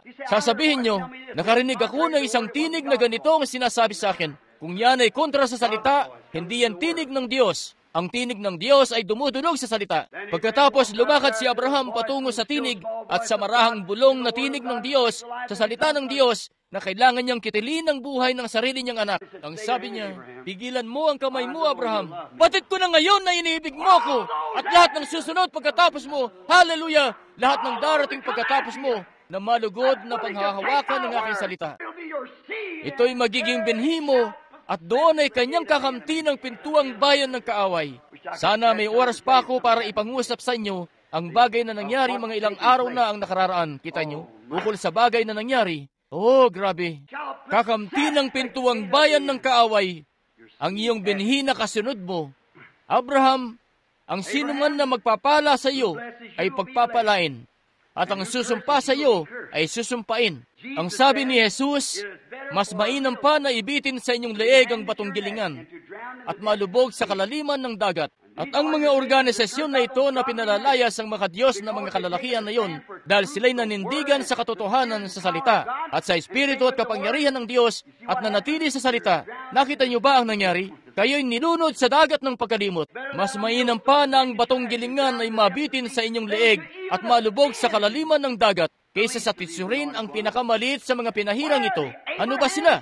Mga binhi ni Abraham na nananatili sa salita ng pangako. Ang ilan sa mga kaiglesiyahan natin ay umahantong na sa punto na sila'y tumatanggi. Itinatanggi nila ang makalangit na pagpapagaling. Ayaw na nila noon sa kanilang iglesia. Ganun nga, ayaw na ng mga Pentecostal nating mga organisasyon ng makalangit na pagpapagaling. Ano ito? Hindi nyo ba nakikita kung paano kumilos ang dyablo? Pumuslit siya roon at nakapagsabi ng peking mga bagay na kagaya nun. At mga intelektual mismong kalalakihan na iniisip na sila espiritual at titingin doon at magsasabi, tingnan niyo ang isang yun, tingnan niyo ang isa na yun, hindi ako tumitingin doon. Kung kayo'y binhi ni Abraham, titingin kayo sa pangako ng Diyos, sa bagay na sinabi ng Diyos na gawin ukol dito. Ganoon ito, mga binhi ni Abraham, nakatingin tayo sa isang pangako. Hindi ko alintana kung gaanong karami ang mahuhulog sa gawin rito at kung gaanong karami ang mahuhulog sa gawin roon. Ang pangako ay nananatiling totoo. Kinakailangan niyong dumaan sa mga pagsubok na ito, kita niyo? Oo, si Abraham ay sinubok muna at pagkatapos ay sinelyuhan. Pagkatapos, binigyan ng pangako na ang kanyang binhi ay kakamti ng pintuang bayan ng kaaway. Gustong-gusto ko yan. Pagkatapos kanilang kinamit ang mga pintuang bayan ng kanilang kaaway, matapos na sila'y masubok. Ang nangyayari nga, hindi natin matagalan ang pagsubok. Yan ang dahilan kung bakit ang ating mga organisasyon ay di makatagal sa pagsubok. Hindi yun ang kalooban ng Diyos. Kaya't pinagpala ito ng Diyos, pero hindi ito ang kalooban ng Diyos. Dahil kita nyo, may malaking samahan kayo ng mga kalalakihan dito na may malalaking pagsasama-sama ng mga ideya. At kanilang pinagsasama-sama ang mga ito at magpapalitaw ng pinakamainam nilang magagawa. May ilan sa kanila na magsasabi, ang isang ito ay bigating tao. Hindi mo maitatanggi ang salita niya. Bueno, sa ganun ding paraan na organisa ang Iglesyang Katoliko. Pareho lang, sa kalipunan ng intelektual na mga mananampalataya, mga intelektual, titingin sila rito, yaangkop yun sa panahon. Hindi nyo pwedeng gawin yan. Ang lahat ng iba pa'y kasinungalingan liban sa salita ng Diyos. Ni kailanman ay di tumingin si Abraham sa isang bagay, kundi sa pangako lang ng Diyos. Kahit na ano pa yun, nanatili siya sa pangako ng Diyos. Pagkatapos, yan ang dahilan kung bakit di na tayo makakasumpong ng ganoon. Hindi kayang kamtin ng isang organisasyon ng pintuang bayan ng kaaway. Napakaraming hangal na kaisipan doon. Kinakailangan na isang individual nakakamit sa pintuang bayan ng kaaway. Magagawa mo ito kung nanaisin mo. Siya nga po, sigit kumuha pa tayo ng kauntit, pansumandali na lang. Tingnan natin kung sila'y nanatili sa kasulatan. Ngayon, may panahon noon sa Babylonia, noong may isang imahe roon na itinayo. Malapit na tipo mismo ng Iglesyang Katoliko. At lahat ng di umuyuko sa imahe na yon ay susunugin sa nagniningas na horno.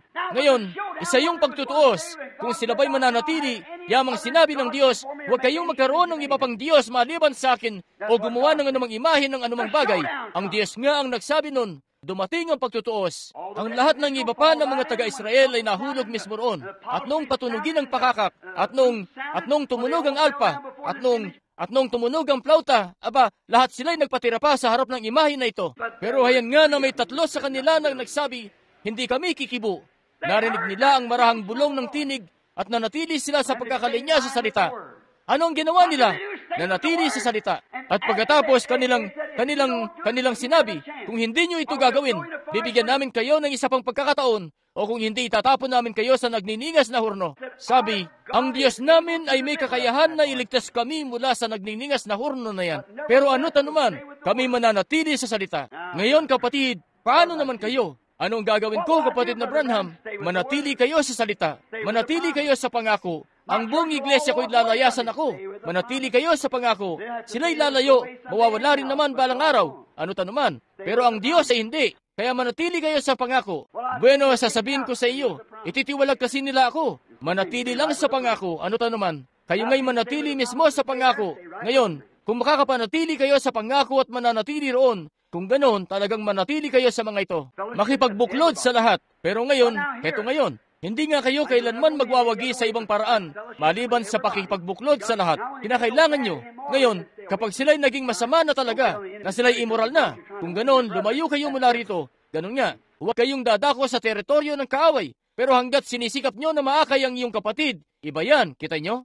Ngayon, masdan. Pero hindi nyo mapagwawagian ng opinyon ng organisasyon ng isang tao. Hindi po. Kapag naglagay na sila ng kanilang tuntunin, naniniwala kami sa ganito. Tuldok. Kung isusulat nyo ang doktrina nyo, naniniwala kami sa ganito, quit. Iba yun. Ang ibig sabihin ng tapos, naniniwala kami sa ganito at kinakailangan nyo sumang-ayon sa ganito at pirmahan ng papel na ito, o yun na yun. Pero kung sasabihin nyo, naniniwala kami sa ganito, quit. Dagdag dyan ang kung ano pang masigit na matututunan namin mula sa Diyos. Kami bukas sa Espiritu Santo.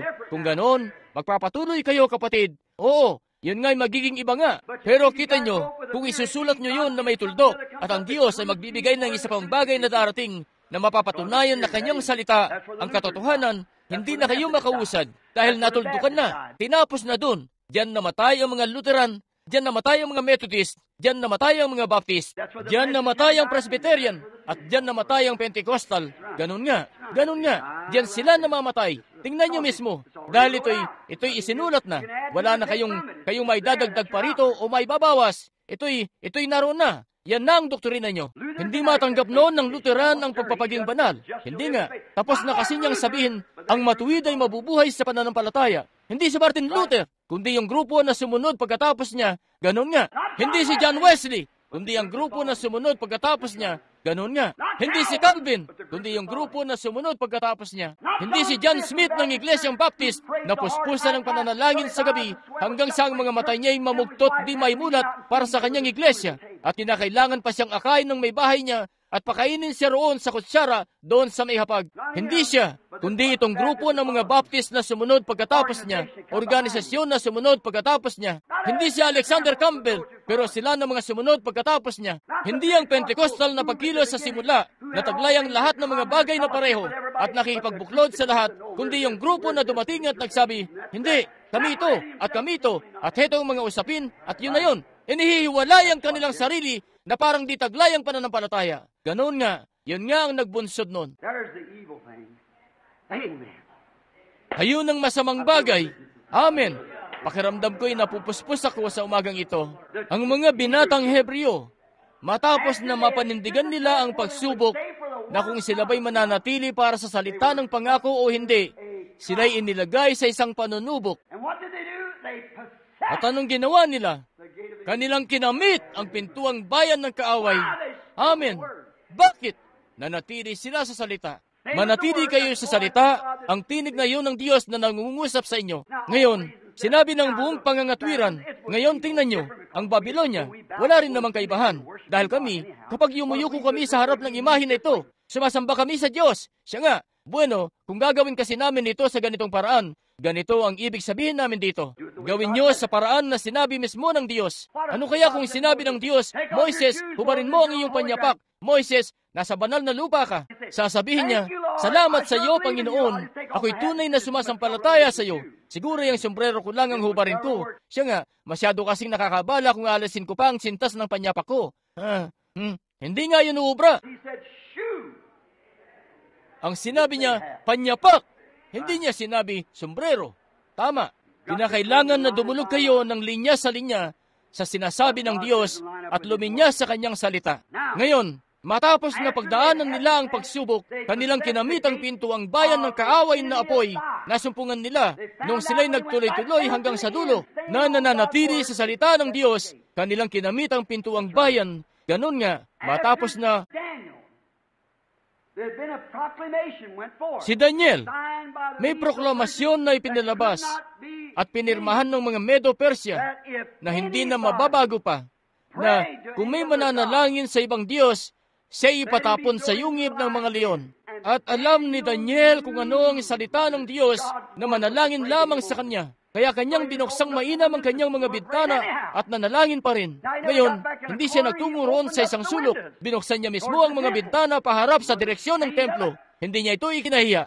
At ayaw naman nating ilahad ang ating relihiyon ng linggo lang at sa Lunes ay gagawa ng iba o maniniwala sa ating puso tungkol sa isang bagay, tapos kapag nasa harap ng ibang tao at sasabihin, bueno, di ko alam. Siya nga't, sa tingin ko, tama ka. Ipakita niyo kung ano talaga kayo. Kung hindi, mangyaring umalis kayo sa pulpito, umalis kayo sa iglesia. Tama, dahil kayo sa gabal sa dalawang ito. Manatili kayo sa kung ano kayo. Sabihin niyo mismo ang pinaniniwalaan niyo nang sa gayon, wala kayong anumang aatrasan. Kayo'y nakatayo mismo sa kung ano ang totoo. Alam ng lahat ang kulay mo.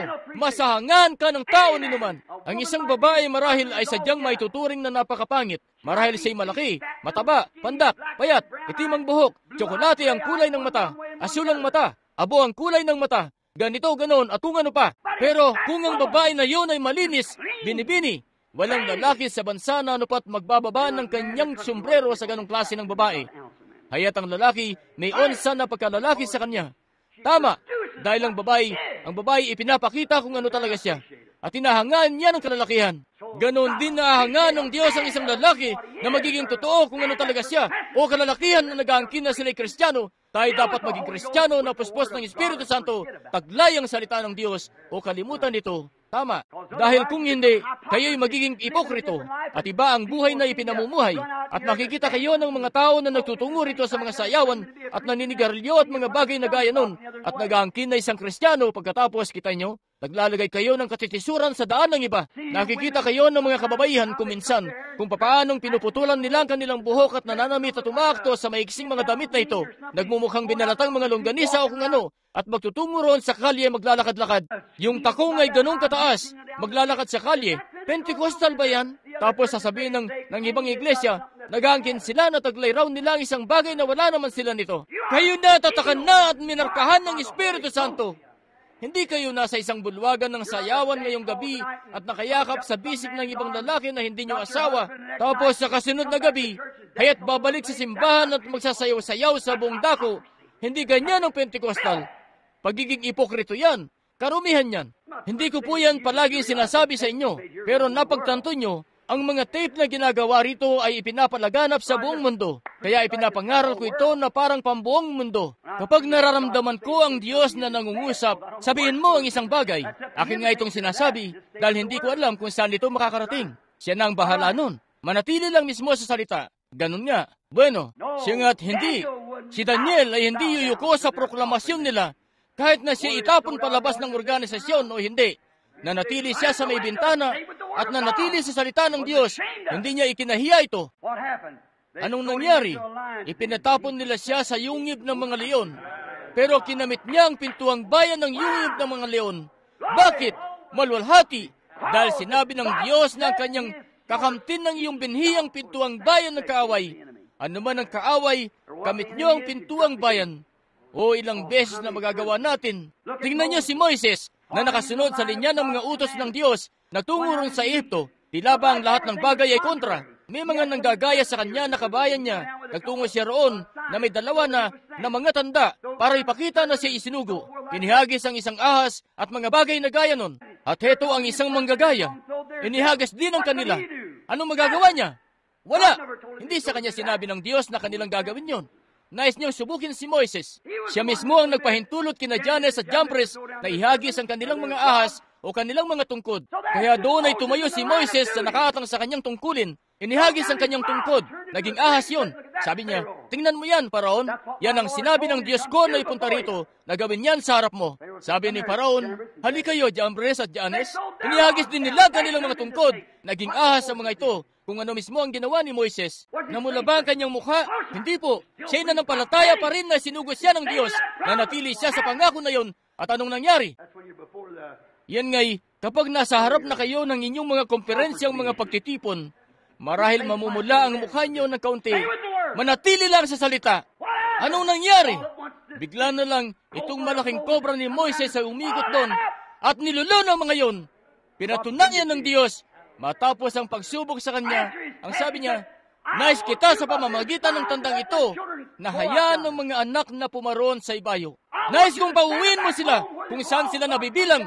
Bumaba rito ang Diyos para sabihin, ipinadala ko rito para palayain sila. Nais kong makapanumbalik sila. Kanyang inihagis yon doon. Oh, dumating ang pagsubok. Moises, anong gagawin mo? Tatalikod ka ba? Lalakad palayo? Sasabihin, bueno, baka nagkamali ako. Hindi po. Nanindigan doon si Moises, inatas ito ng Diyos. Maluwalhati. Kapag ang Diyos ang magsasabi ng anuman, manatili kayo rito. Kahit na ano pa ang mangyari, manatili kayo rito. Kung palayasin kayo at sasabihin, hindi kami makikipagtulungan, hindi gagawin ng ganito, kayo manatili rito. Si Moises ay nanatili rito. Kaya anong nangyari? Kanyang kinamit ang pintuang bayan ng kanyang kaaway. Hallelujah! Ang sabi ng Diablo, ilalatag ko ang dagat na patay sa harapan mo. Pero bumuka nga ito. Hindi nila kayang panatilihin sila sa Ehipto ng matagal pa. Kanyang kinamit ang pintuang bayan ng kaaway. Bakit? Dahil siya'y nanatili sa atas na ibinigay sa kanya ng Diyos. Ang mga utos ng Diyos, nanatili siya sa salita ng Diyos at kanyang kinamit ang mga pintuang bayan ng kaaway. Si Josue, matapos niyang dumaan sa isang pagsubok, nandun siya marahil at lumangoy patawid sa Hordan. Siya at si Caleb, kasama ang mga tiktik. Noong makabalik siya mula sa Hordan, nagtungo sila sa Kades Barnea. At lahat sila'y nagsabi, oh, kung magpapasimula tayo, wawasakin nun ang ating mga organisasyon. Hindi talaga tayo makakapasok. Hindi namatay ang espiritu na yan. Oh, di namin yan maaaring tanggapin. Kung ituturo natin yan sa mga miyembro natin, ano na lang ang gagawin natin? Ititiwalag natin ng halos kalahati ng mga diakono sa simbahan. Alis sila. 2 beses kasi silang kasal, 3 beses pa nga. Anong gagawin natin? Tayo ba, kung sasabihin natin sa ating kababaihan na kailangan nilang magpahaba ng buhok, alam niyo ba ang gagawin nila? Alis sila ng iglesia. At ano na lang ang gagawin natin? Aba, ituturing tayo na makaluma. Si Jesus ay makaluma rin naman. Hindi namin maaaring gawin yan. Hindi namin maaaring gawin yan.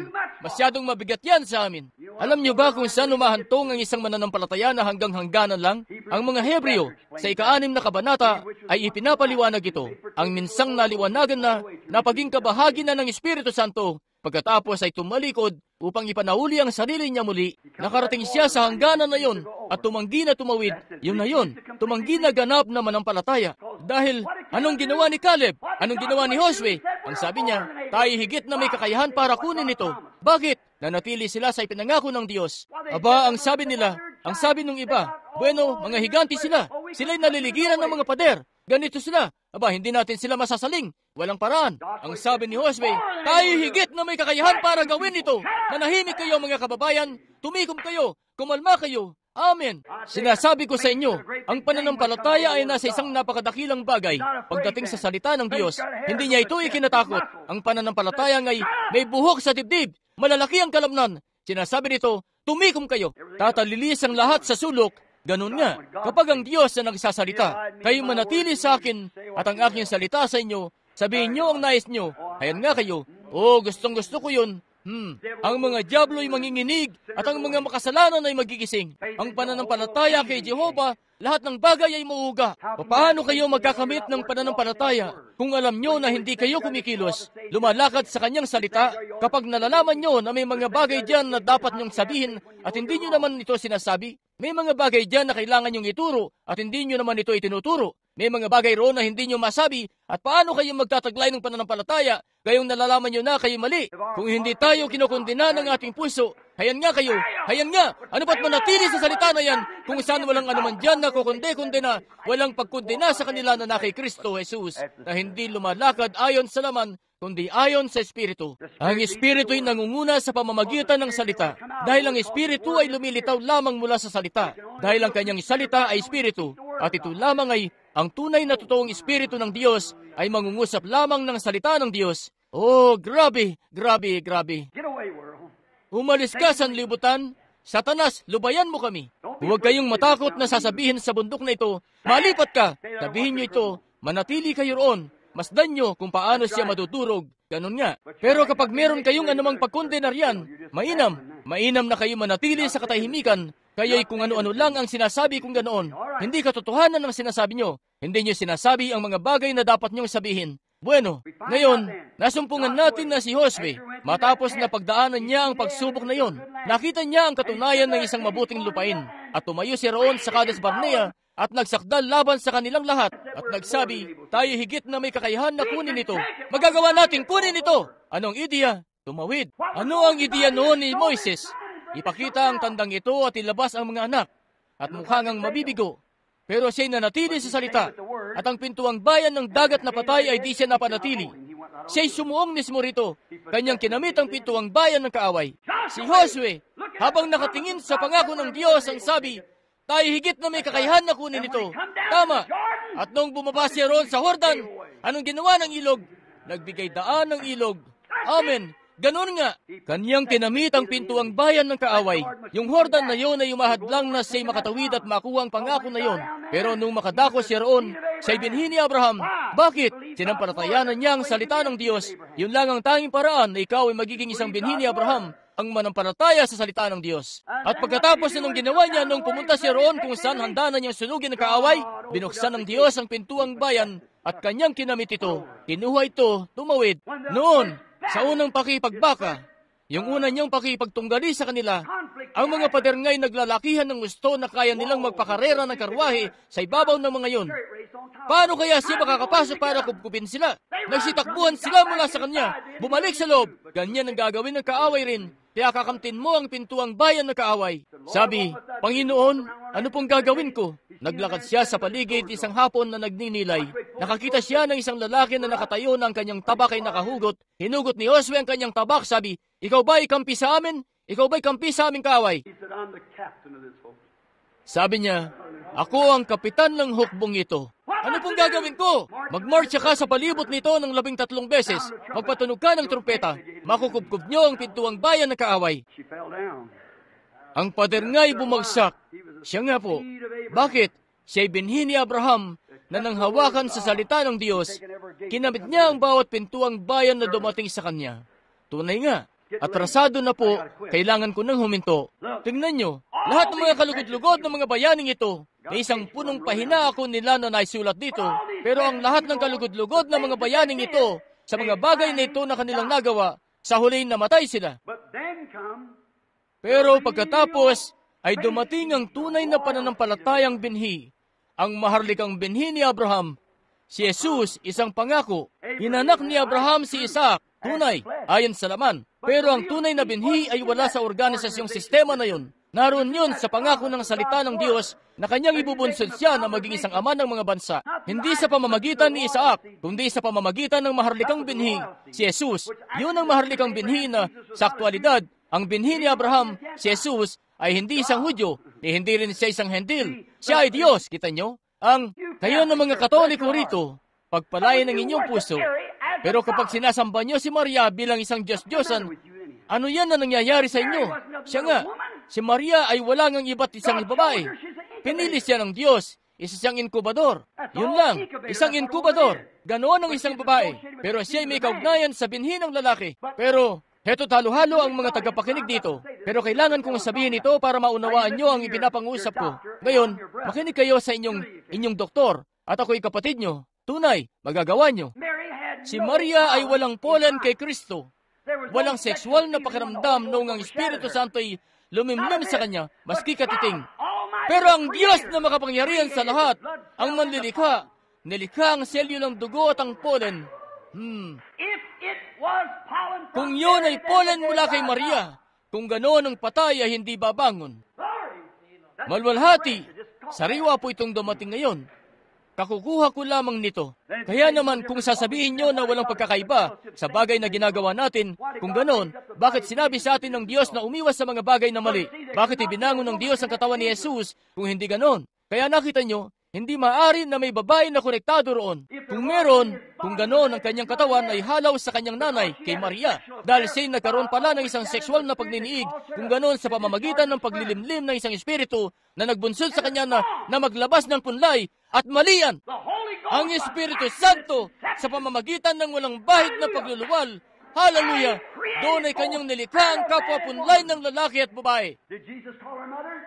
Tinawag ba siya ni Jesus na nanay? Hanapin niyo sa kasulatan. Tinawag niya siya na babae.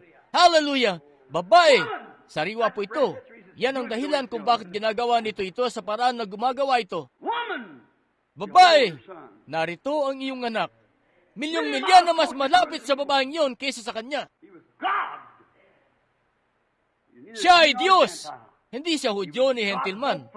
Siya ay Diyos! Kapwa sa laman at katawan. Ang Diyos ay nananahan sa kanya. Ang Diyos ba ay mananahan sa punlay ng isang babae? Hindi niya yun maaaring gawin. Ang punlay kasi ng babae kailangan magtaglay ng bagay na may kinalaman sa ating laman. Pero ito'y dugo, tapos punlay na nilinliman ng Diyos. Maaari niyang ilagay yon sa isang tuod kung ninais niya. Siya nga po, maaari niyang ilagay yon sa kung saan na naisin niya. Pero kanyang dinala ito dahil sa babae roon sa pagkahulog. Diyan dumating ang walang bahid na anak ng buhay na Diyos na nilikha. Ipinanganak ng birhen, pareho sa katawan at kaluluwa. Bakit sinabi ni David, hindi ko makikita ang aking banal? Titiisin ang aking nag-iisang banal na makakita ng kabulukan. Ang aking nag-iisang banal na makakita ng kabulukan. Niiwan ko ang kanyang kaluluwa sa impyerno. Sinabi yan ni David, kita nyo, kapwa kaluluwa, katawan at espiritu ay nilikha ng Diyos sa pamamagitan niya. Ang babaeng yun ay hindi isang ina. Ito isang babae. Naniniwala ako na siya isang mabutit banal na babae. Walang pasubali. Hindi pa siya naging inkubador noong panahon yon. Hindi kailanman pipili ang Diyos ng maruming inkubador. Loobin ng Panginoon, mangangaral ako riyan mamayang gabi. Ano ang lumat maruming inkubador? Para ipanganak ang kanyang, para dalhin ang kanyang anak sa lupa. Pinili niya ang isang birhen na hindi pa nasisipingan ng isang lalaki. Hindi rin siya naglabas ng anumang punlay o anumang iba pa noong limliman siya ng Espiritu Santo. Dahil ang Diyos sa kanyang walang bahid na walang katapusang paraan ay nilikha sa loob ng babaeng yun ang kaluluwa, katawan at espiritu ni Jesus Kristo. Ganun nga, siya ipinanganak ng birhen na anak ng Diyos. Anong ibinilisod nun? Binasag nun ang pintuang bayan ng kaaway. Hallelujah!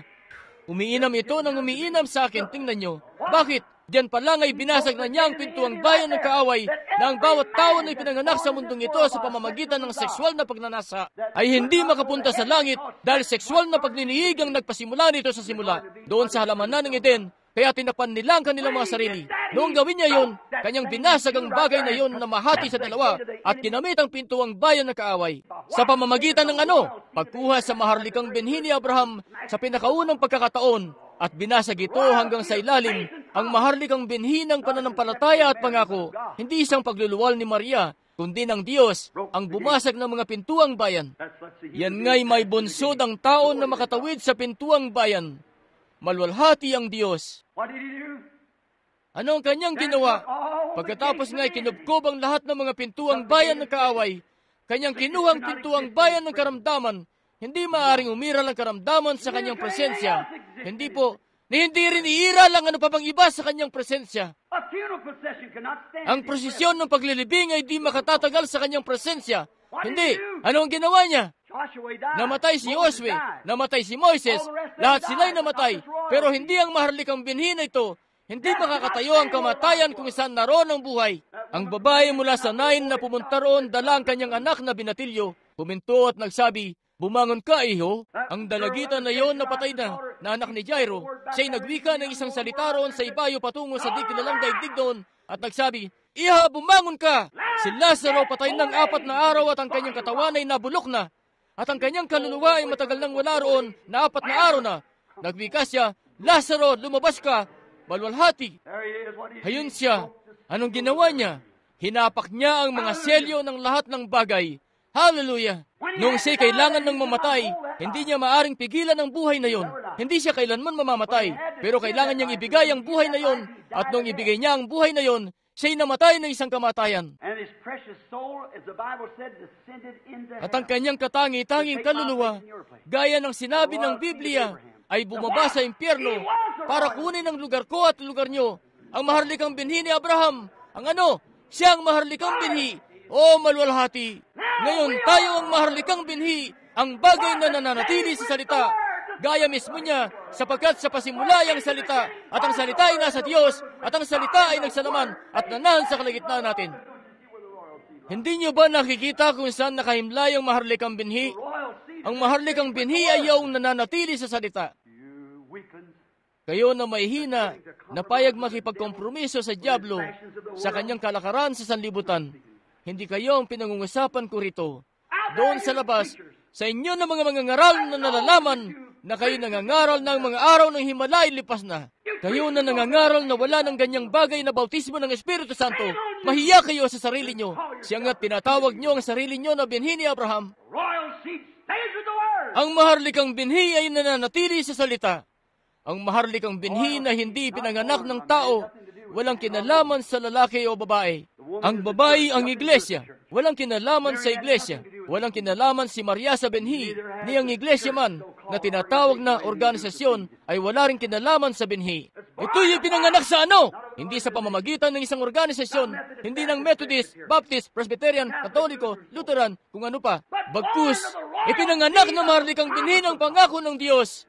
Yan ang kumukupkup sa pintuang bayan ng kaaway. Ito'y kinubkob na mula sa Kanya, sapagkat kung kayo mananatili sa akin at ang aking salita sa inyo, hilingin ninyo ang inyong nais, ito'y gagawin sa inyo. Ayan nga, isa itong pangako, ito'y ginawa na. Ang kanyang kaluluwa ay bumaba sa impyerno kung saan ako dapat mapunta. Pero noong 3 araw, si Samson na pasan-pasan noon ng pintuang bayan ng siyudad sa kanyang likod ay walang kinalaman dito. Kanyang kinuha ang mga pintuang bayan ng impyerno, ang mga pintuang bayan ng libingan at ng lahat ng iba pa. Hindi niya yun pasan-pasan paakyat sa ibabaw ng bundok, pagkus kanyang winasak ito. Hallelujah! Kanyang kinamit ang pintuang bayan ng kaaway. Ang mga kapaligiran na punong-puno ng kapangyarihan ng dyablo sa itaas, na walang mga anghel o anuman ang makabababa, wala ngang may bubunsod na pamamagitan, dahil ang dugo ng mga kambing ay di makapagwawaglit ng kasalanan, pero ang kanyang sariling dugo ang makaalis ng kasalanan. At siya'y pumaytaas sa kaitaasan, pinangunahan ng mga bihag na lumaya. Siya'y nagkaloob ng mga kaloob sa mga tao. Ngayon, ang bawat isa sa binhi ni Abraham na handang bayaran ng halaga para magpatira pa at magsisi sa kanilang mga pagkakasala mabautismuhan sa pangalan ni Yesus Kristo para sa ikapapatawad ng inyong kasalanan, mapunang muli ng Espiritu Santo at makatindig sa pagsubok. At kapag inalis na nila ang sanlibutan mula sa inyo, ang mga bagay na wala na, lahat ng mga bagay na mali, lahat ng mga bagay na tila mali, katulad ng kababaihan sa buhok nila, ang mga kalalakihan sa kung ano-anong ginagawa nila, at ang mga kaiglesiyahan sa kanilang mga organisasyon, at ang pastor na kinukonsinti ang kanyang mga diakono, at lahat na ng mga uri na yan ng mga bagay-bagay, na kung anong makasanlibot ang kumpol ng kung anong bagay na nakapasok dyan, at magdulot ng isang kaawa-awang pastor, ay sipain palabas ng iglesia. Magpatuloy ka, pastor! Pagpalain ka ng Diyos, manatili ka sa salita, huwag kang tumanggap ng anuman. Siya'y pumaroon sa kaitaasan. Ano ang ginawa niya?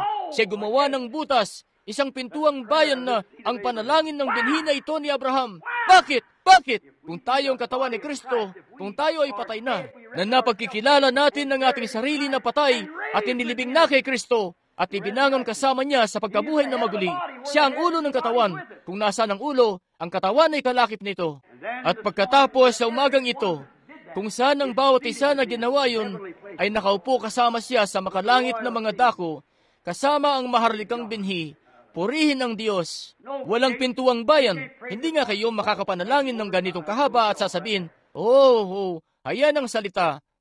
Sasaraduhan ka nila doon mismo. Pero kung hindi tayo kinokondena ng ating puso, kung nalalaman natin na tayo lumalakad sa mga utos ng Diyos, makikita natin ang ating mga buhay na nalinis. Makikita natin ito, bawat salita na inutos ng Diyos, ating sinusunod ito. Pagkatapos ang mga pintuang bayan ng bawat kaaway ay nakamit.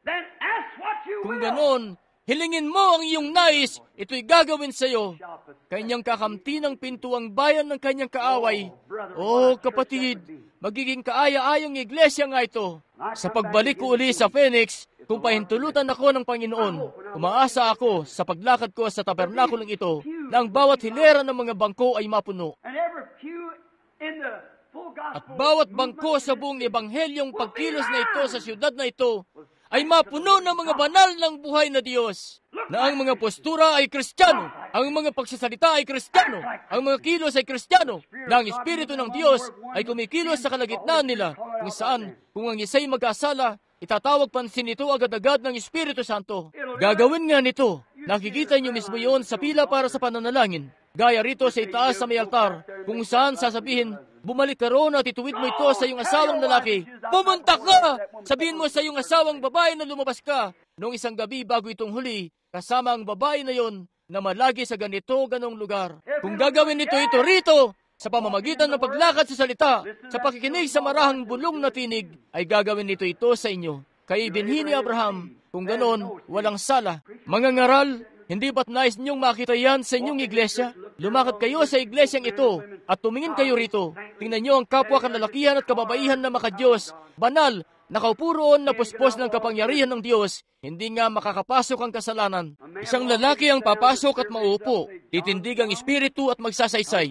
John Jones, nanggaling ka sa ganito at ganoon sa isang syudad, isang ganito at ganoong lugar. Narito siya na naghahanap ng kagalingan para sa kanyang katawan. Kita niyo? May ginawa siyang ganitong bagay sa ganitong lugar. Ginawa niya ito. At kinuha niya. Kailangan dalhin mo ito pabalik. Itama mo ito. Pagkatapos, pagagalingin siya ng Diyos mula sa kanser na yan. Ganito ang sabi ng Panginoon. Grabe, grabe. Bigyan niyo ako ng isang iglesia. Bigyan niyo ako ng 10 kalalakihan. Napos, na mga tunay na hiyas ng Diyos, ang maharlikang binhi. Pagtipon-tipunin ng mga kalalakihang iyon ng sama-sama. At masdan niyo kung anong mangyayari. Ibigay niyo sa akin itong munting sambahayan ng mga tao na gaya niyan. At ipakikita ko sa inyo ang isang liwanag na ang mundo'y tatakbo patungo roon. Siya nga, yan ang nais sa atin ng Diyos na maging kayo isang siyudad na nasa ibabaw ng isang burol. Kayo'y maharlikang binhi ni Abraham. Kakamtin nito ang pintuang bayan ng kaaway. Karamdaman, may pinagmumulan ng karamdaman. May pinagmumulan ng mga bagay na ito. At ang Diyos, ang Espiritu Santo, ay narito para ihayag ang bagay na yon at sabihin sa inyo kung bakit din nyo ito nakukuha. Anong nangyayari sa atin? Hindi natin kailangan magtaka. Gagawin ba nito ito? Ginagawa na mismo nito. Anong ginagawa nyo? Masdan nyo ang propeta na yon. Hindi niya pinakinggan ang umahagibis na hangin. Maluwalhati ang Diyos. Hallelujah. Mainam ito. Ngayon nalalahanin nyo. Hindi ko yan kinokondena. Umaasa ako na naunawaan niya ng lahat. May nagsabi, hindi naniniwala si kapatid na Branham sa pagsasabi ng luwalhati sa Diyos. Hallelujah! Bueno, Tingnan niyo ako rito ngayon. Naniniwala ako sa pagsigaw, pagsasalita ng iba't ibang wika, pagsasayaw sa Espiritu. Pero kapatid, kapag bigo kayo na pakinggan ang marahang bulong na tinig ng salita, yan ang bagay na magpapabagsak sa inyo. Yan mismong pagkabigo na yan. Alam ni Elias ang tungkol sa lahat ng revival na ito na nangyayari sa labas. Pero hindi siya napukaw nito para lumabas. Pero nung marinig niya ang marahang bulong na tinig ng Diyos, mangyari nga na siya'y napukaw at tinalukbungan niya ang kanyang mukha lumabas. Bakit? Si Elias ay binhi ni Abraham na sumusunod sa salita. Kung kayo ay nananatili sa akin at ang aking mga salita sa inyo, kung ganoon ay hilingin ninyo ang inyong nais, ito'y gagawin sa inyo.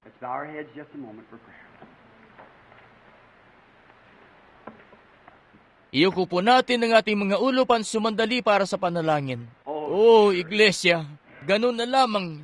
Kapag natatapos ako sa pangangaral na gaya niyan, ganun na lamang ang pakiramdam ko. Umaalis na mula sa akin ang Espiritu at bumabaling ako sa likod.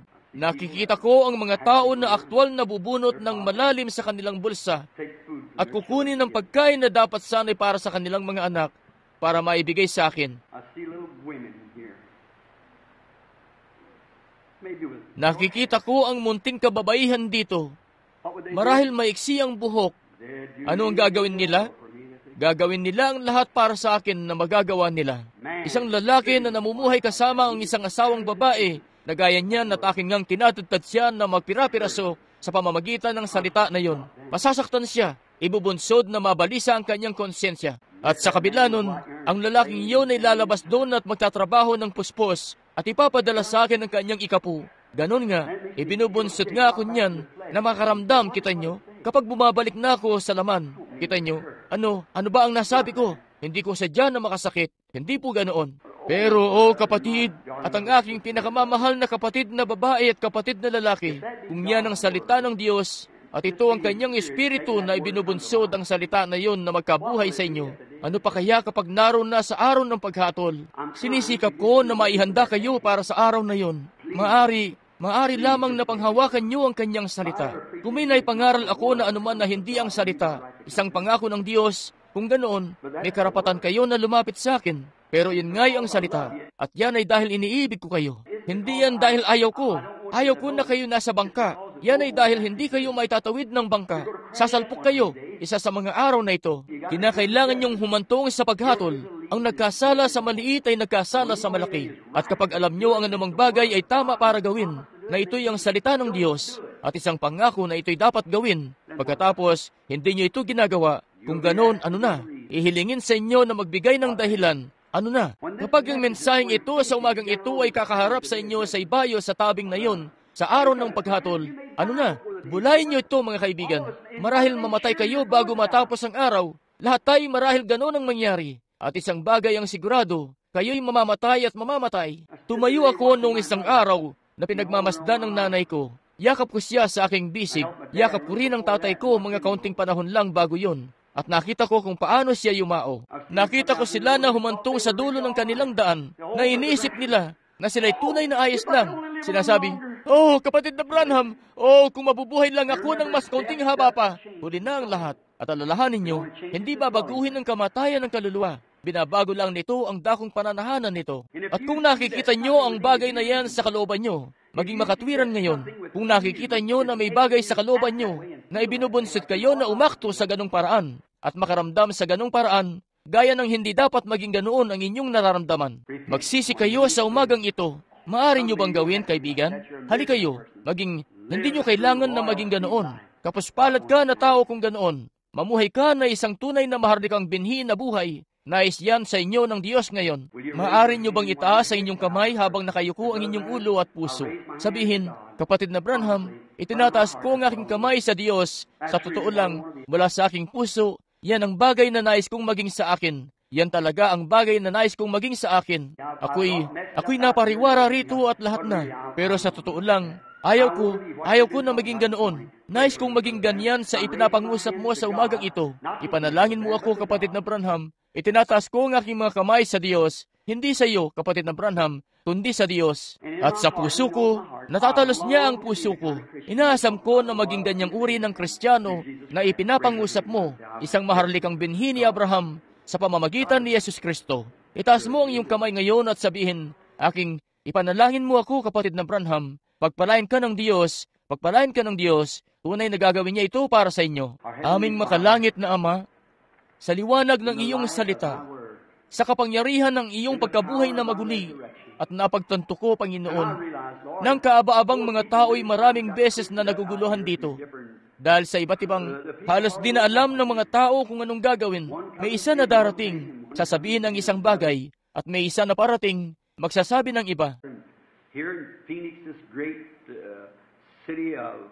At dito sa Phoenix, sa malaking siyudad ng Bueno, mga turista, kung saan ang lahat mula sa buong bansa ay hinihila patungo rito, kapwa sa pisikal at sa spiritual. Nakatayo ako sa ibabaw ng bundok noong isang araw at binubulay kung gaano ng karaming beses kaya ginamit ang pangalan ng Diyos sa walang katuturan sa isang araw rito. Gaano na kayang karaming pangangalunya ang nagawa? Gaano na kayang karami ang kasalanan at karumihan sa mga kalsada rito at mga bahay inuman at mga taong nasa mga bar at lahat. Marami sa kanila ang nag-aangkin na mga mananampalataya, Kristiyano, mga kababaihan na magtutungo sa lansangan na may sigarilyo sa kanilang kamay, naglalakad na imoralang pananamit, samantalang iyong sinabi na ito'y mabaho sa harapan mo. Isa itong kasuklam-suklam, gaya ng isang lumat madumi, nakasusulasok na mapanghing paalikuran kung saan. O Diyos, paano yun magagawa ng isang babae na nag-aangkin na taglay raw niya ang Espiritu Santo at alam naman na sa ilong ng tagapagligtas ay nangangamoy yun ng ganoon na nakasusulasok? Paano siya magkakaroon ng isang bagay na tulad nun na kanyang kaharian? Ama, kung nalalaman lang nila, sila'y milyong-milya ang layo mula rito. Nananalangin ako, Diyos, na ikaw ay mahabag. Walang may nais mapunta sa mga rehiyon na yon ng mga napahamak.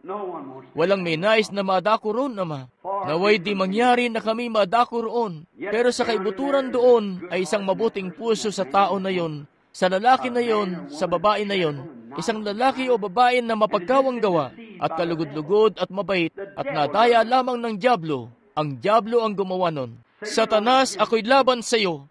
Dahil ikaw ay kaaway ng aking Panginoon. Ikaw ay kaaway ng kanyang salita. At aking sinasawata ka sa pamamagitan ni Yesus Kristo, ang anak ng Diyos, bilang isang mortal na nalalaman na wala akong kapangyarihan sa ganang sarili ko. Wala akong kapangyarihan para pigilan ka.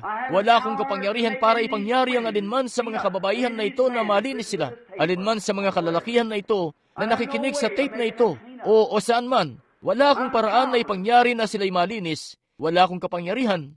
Pero ako'y may otoridad ng salita ng Diyos bilang isang lingkod na ipangaral ito at may tungkulin sa otoridad na yon.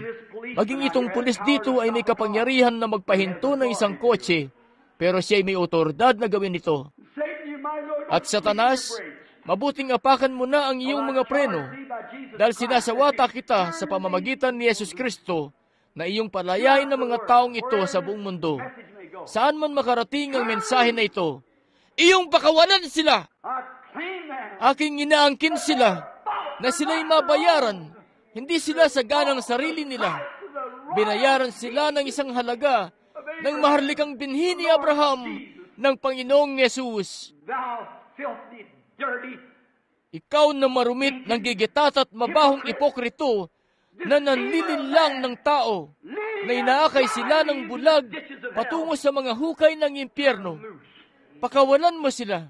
Sinasawata kita sa pamamagitan ng buhay na Diyos, sa pamamagitan ng hain ng kanyang anak na si Jesus, na iyong pakawalan sila, na ang kanilang mga kaluluwa ay mapuspos ng kanyang pagpapala at ng kanyang presensya, na kanilang makamit ang pintuang bayan ng bawat kaaway.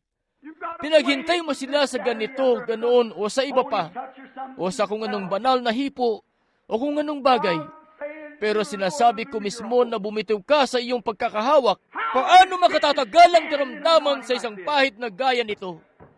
Tanging kapag tumanggi sila na tumingin sa ibayo sa pangako na gaya ng ginawa ni Abraham. Noong nakikita niya siya sa isang anyo, dandang taon pa ang layo na parating. Iyong pakawalan sila Sa pangalan ni Yesus Kristo, pakawalan mo ang mga taong ito. Nawa ang kapangyarihan ng Diyos, ang pagkaunawa sa salita, habang sila'y hinuhugasan sa umagang ito sa pamamagitan nito. Nawa ang pagkaunawa ng pagsunod sa salita ng Diyos at sa kanyang mga pangako na totoo ay isang paghawak na hindi mababali ni Satanas. Nawa ang bawat isa'y manghawakan sa pangako na yan na sinasabi, heto na ito, akin na itong pinangahawakan, ang Diyos ang nangako, ako'y binhi ni Abraham, paano ko pa mapag-aalinlanganan ang kanyang pangako? Move right on. Through Jesus Christ our Lord. Amen.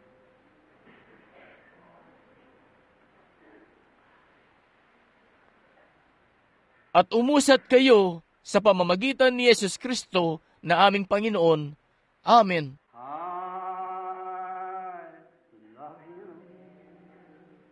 Tunay na kahihiwa sa umagang ito, mga kaibigan. Tayo sumamba ngayon ng may katimyasan.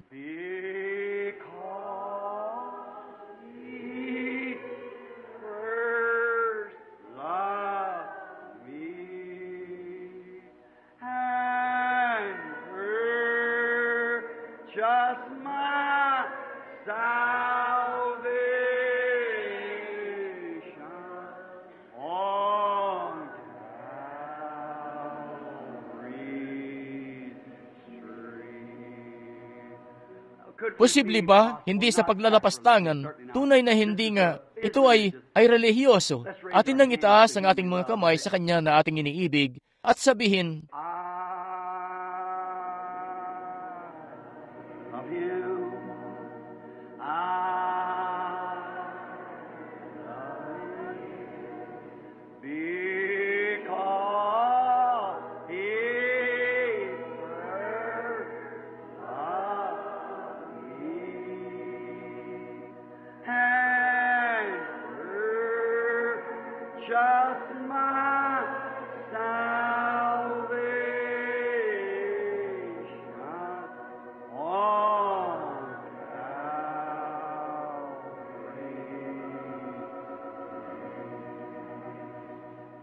ngayon, sa bawat babae o kabataang babae rito, heto ang kamay ko.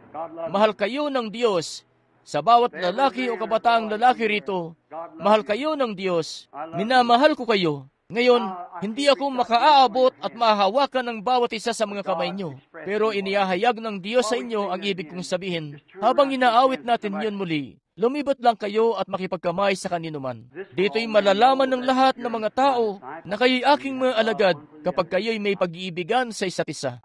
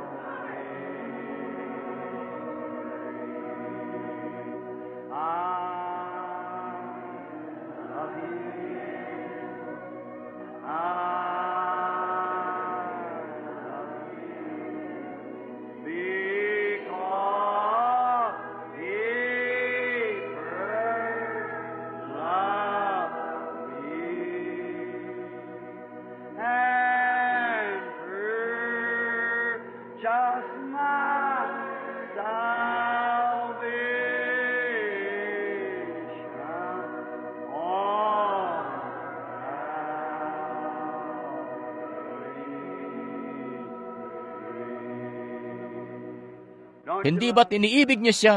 Ang matimyas na pakiramdam na yan na galing sa Espiritu Santo. Ang salita ay isang paglilinis na proseso na talagang kinukuskus ko kayo ng maigi. Pinagiging bagong nilalang kayo na inaalis ang lahat-lahat. Ang salita ay mas matalas pa kaysa tabak na may 2 talim na tumutuli. Pinuputol ang lahat ng mga bagay ng sanlibutan. Kita nyo? Pagkatapos mararamdaman natin na tayo nilinis, kinuskus ng maigi, na tinatanggap at sinasampalatayanan siya. Sa ganyan ay naawit natin, I love Him, I love Him.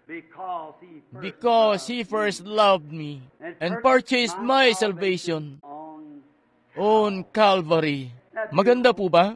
Gustong-gusto ko ito ng buong puso ko. Kita nyo, ating subukan uli ang lahat po ngayon ng talagang nangingibabaw ng mga tinig nyo ngayon.